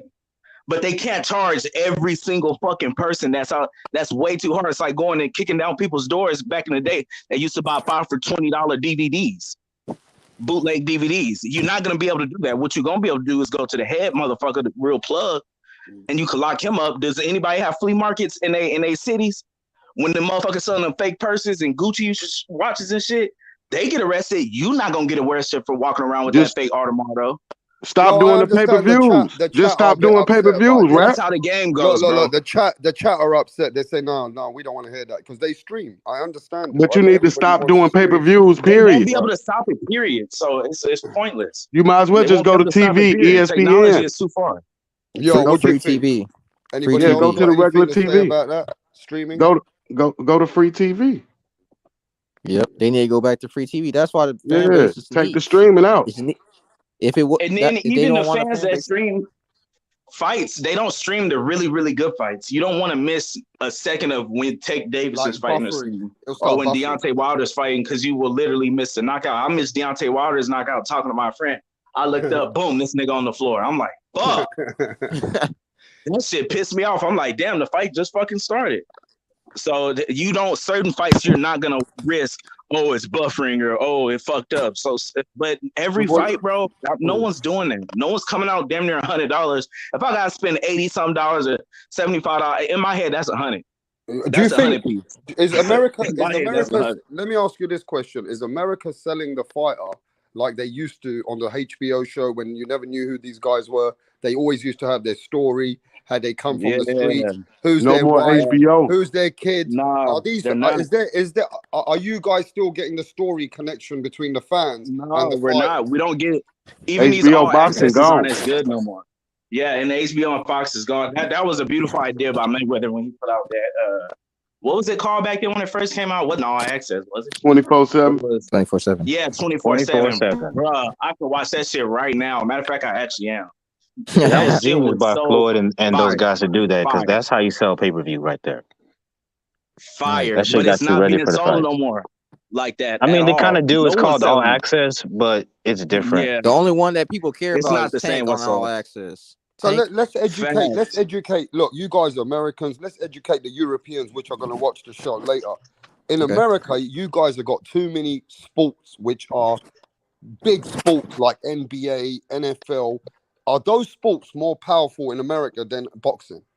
For sure. Way more by far. They don't even, they don't even like put boxing on the sports news in the evening. They don't. Yeah, at all. Like, you'll never hear Skip Bayless and them talking about boxing really, ever. They don't. They got Max on boxing for Max Kellerman, and that's it. And I don't even know when that comes on. I don't even watch the rest TV, of the world is lucky. That, now, let me not say that. I'm gonna leave it at that. How many sports you got that you guys watch? How many sports? We really well, me personally, I watch like 2 sports, 3 sports: boxing, basketball, and football. Which is your first sport? Football. Basketball for me. That's me too. Okay. See, there you go, Rapstar. See what I'm trying to say? Boxing don't come on as much. Like, we got 6 months between a fighter you want to watch fight, 3 months. Like, football is on every week, and then you could watch, if you really like football, you watch multiple teams. Yep. Is there ever any pay-per-view? Is there pay-per-view for football? No, hell no. Boxing is the best sport, for it, though. How they get their money is through these through like NBC or ABC. They'll do a deal with them. Like, okay, this is our airtime with y'all, and we'll pay y'all this amount to be shown on here for this and that. And they have a contract through years. and they renew their contract every so often and shit. Kind of like how they do at the stadiums, like Heinz Stadium. Well, to use our name for Heinz, we have this amount of years for this much money and shit like that. That's how they get paid. They go get them folks from they go get their money from the big folks, not the little man. You asking us in boxing to come out of our pocket all the time to support everybody else, and then everybody else getting rich, and then we just sitting here with fights that we don't fucking want. And you think we bad because we stream the fights. Nigga, fuck you. Boxing is the best sport, though. You gonna have to fix that Yeah, I shit. like boxing, man. Hell yeah, because it's all on one person. It's like, Right. just one It's on on one. me. It's on the fans. It's on you to do that. No, motherfucker. What about when your punches UFC, start guys? hurting, What about you gonna say, UFC? What about UFC though? Well, that's climbing. That's climbing here. Yeah, it's a league, and they have a good relationship with ESPN, and they promote the best fight, the best, and they they really have this thing. It's like they connect with Middle America somehow. I've been hearing a lot about that. You know what feels sad? Let me tell you what feels sad. When you guys lost HBO and we used to watch it from England, that was legendary. Man, that hurt. And when It was you guys legendary lost, for us, too. you guys lost the biggest network, HBO. Roy Jones Jr. You know why analyst. it was? It was because they wanted to be. Roy Jones wanted to Jr. fuck was over Floyd. crying. Roy Jones Jr. was crying. Jim Lampley was crying. They said, man, these people, man. And when you guys lost HBO, bro, boxing went down. Yeah, but they would have never Floyd lost it if they would have stayed real with Floyd. If they Floyd said he would have loved to work with HBO. They just hate Larry black Merchant. people. Yeah, Larry Merchant and Jim Lampley hated. They was racist as hell. Just hated this man. If I was 20 years younger, I would. Man, no.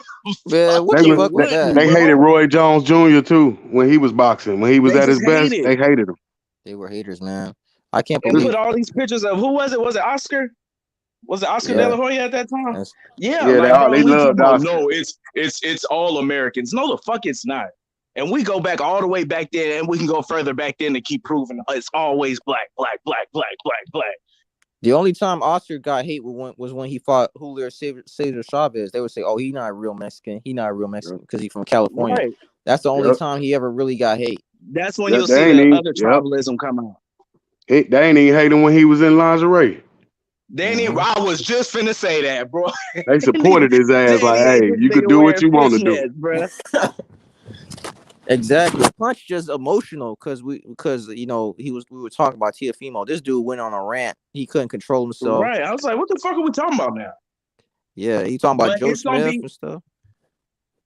And y'all seen what Trinidad did. Unwarranted hate. The shit he getting is not even really hate. It's criticism. Yeah. And of course you're getting haters too, people that never liked him before. Of course you're gonna have them pop out. But shit, you did that too. But even you sitting here still saying stupid shit and then being like trying to go back on the Kambosos shit, it's the art of war. You don't think I know that they were recording? No, you didn't, bro. Stop. Yeah. But y'all see, we got the two biggest personalities. People? How did we get who the are two? You trying to trick in the head saying, do I still got it? Who are you tricking? Because everybody still wanted to fight you before that fight. They still want to fight you after that fight. You the only one not signing these. He wouldn't even fought Martin. If he wouldn't have fought Barbosa's, he didn't. Martin, he wouldn't even fought him because remember originally he wasn't even supposed to fight him. If he knew who that he was fighting him before, he wouldn't never sign that contract. Because he was planning on another tune-up. He wanted Pedraza. Yeah, he just lost too early in his career like Broner. He wasn't supposed to lose this early. So his mind, when you lose under 25, it fuck up your mind. You got to lose when you're about 28, 30. Then you could accept it better. It wouldn't even fuck him up that much if it wasn't the manner he lost and then his dad putting it in his ear. Because I don't think if he had somebody real in his ear, I think he would have eventually been like, I didn't win. He still believes he won that shit. Yeah, and Punch hates that. He hates that we actually criticize. It's not that he hates that we criticize TEOFIMO Senior. He hates that it's true. The criticism that we give is actually legit, and that bothers him. That's the truth. But if Tank beat Ryan Garcia, he probably gonna retire undefeated because he's a one-man army. He could sell out the arena by himself. So why he's not gonna risk fighting elite competition when you can make $100 million fighting, subpar C level or B level guys. Well, can I just ask this question? Let me ask this question for the boxing world. if you look at the fan, when I did my history, right, some of my best fighters, Sugar Ray Leonard, a bad motherfucker. He had America on lock. Yeah. Muhammad Ali was the biggest in the whole world. There was no one bigger than that man in the He world. didn't have it on lock though. Yeah, Yeah, but they he didn't hated have him it at on lock first. at Transcended that time. boxing. When he finished boxing, he became the man of the world, right? Yeah, when he couldn't talk no more. Yeah. But he was a highly paid fighter. The governments and the kings of different countries in Africa wanted him, right? So let's keep that real. But he was an activist, though. Don't you think even when Mike Tyson came, he took over, bro? Japan, China, England, Australia. We were going crazy. We were like, Mike Tyson is the baddest man in the planet, right? Yeah. There was no one like Mike. Then came, that's a fact. Yeah, but then came a man like Floyd Money and showed the world America runs boxing. America been running boxing.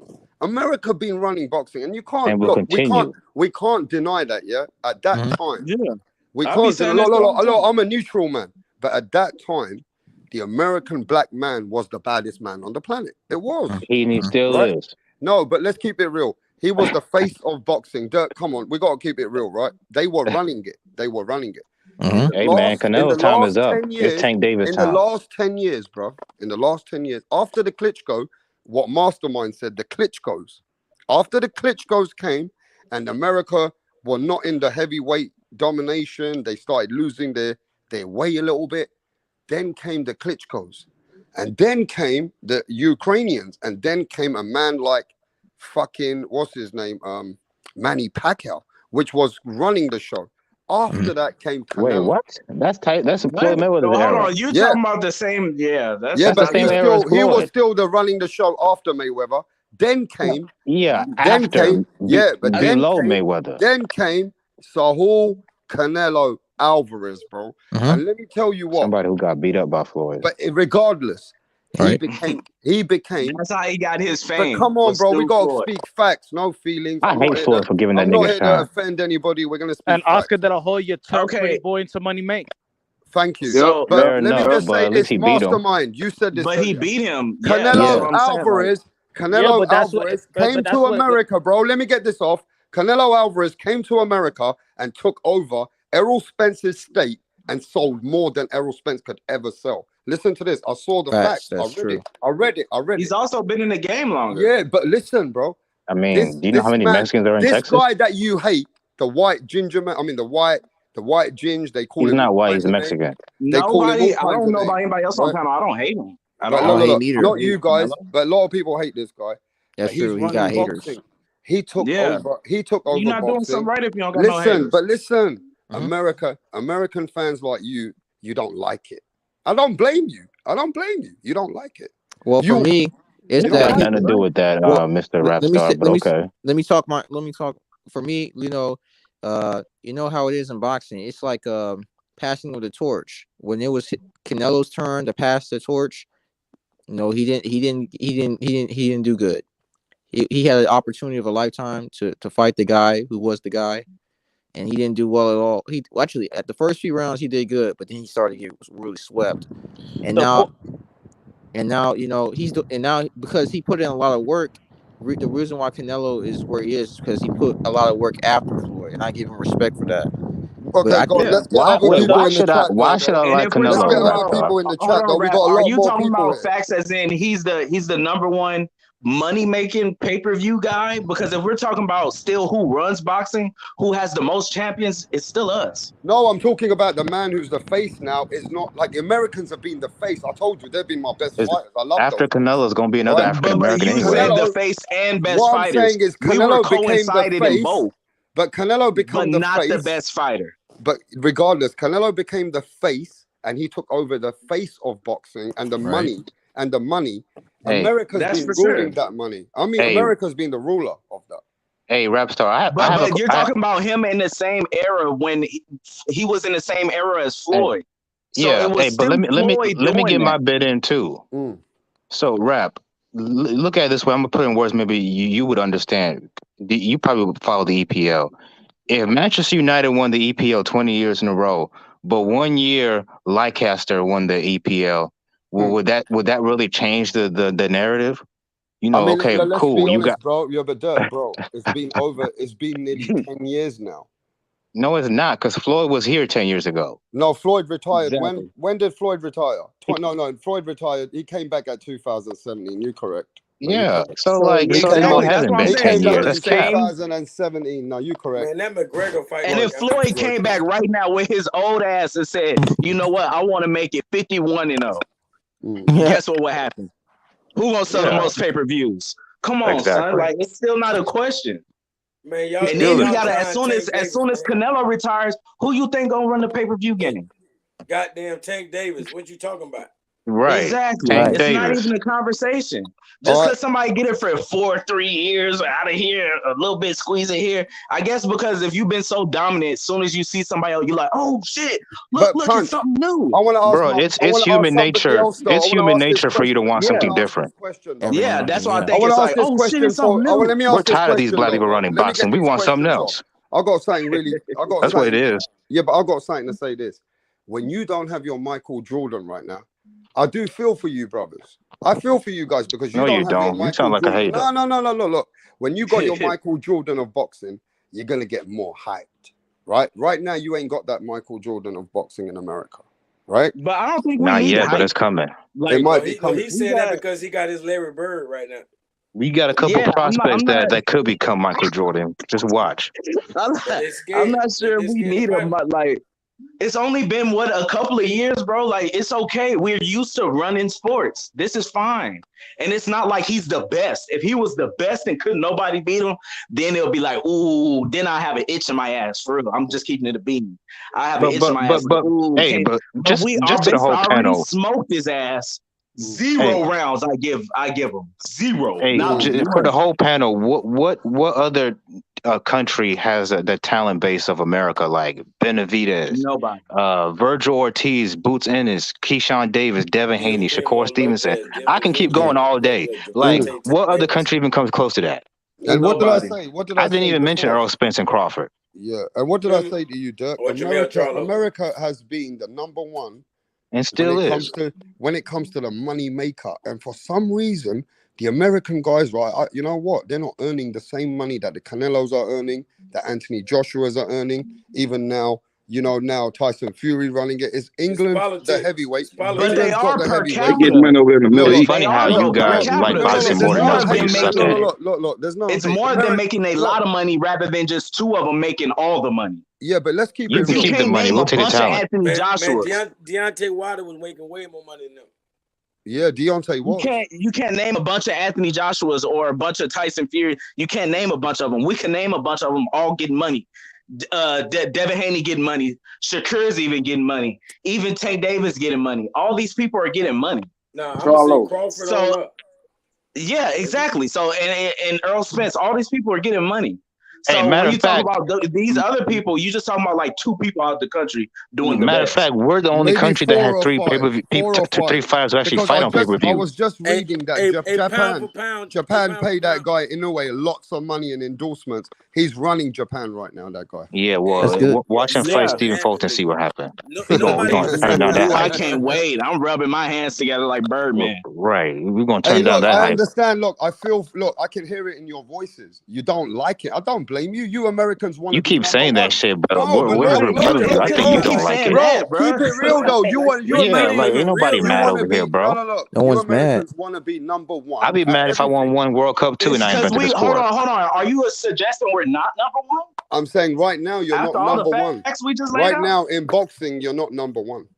Hey, Number one in Rapstar, you skills know wise and what's really bad? championships? How? I'm talking. Hey, No, hey, I Rapstar, already you know what's explained. really bad? When I you invent the explained. sport and I you're not the explained best to at you. it. No. That's I what's bad. explained to That's you England.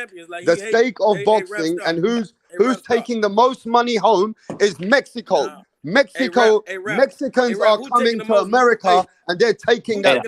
I gotta give you credit, Rap. You a smart man. You know your demographic on this channel, so you gonna pander to them. But the truth is, they don't run boxing. But you know I'm speaking facts. Come on. the most belts? But that's you're talking about one man, Rap. Yeah, that one man is the man. We undisputed. Yeah, one man making all the money from Mexico. We have multiple people in America making damn near just as much money. It's a shame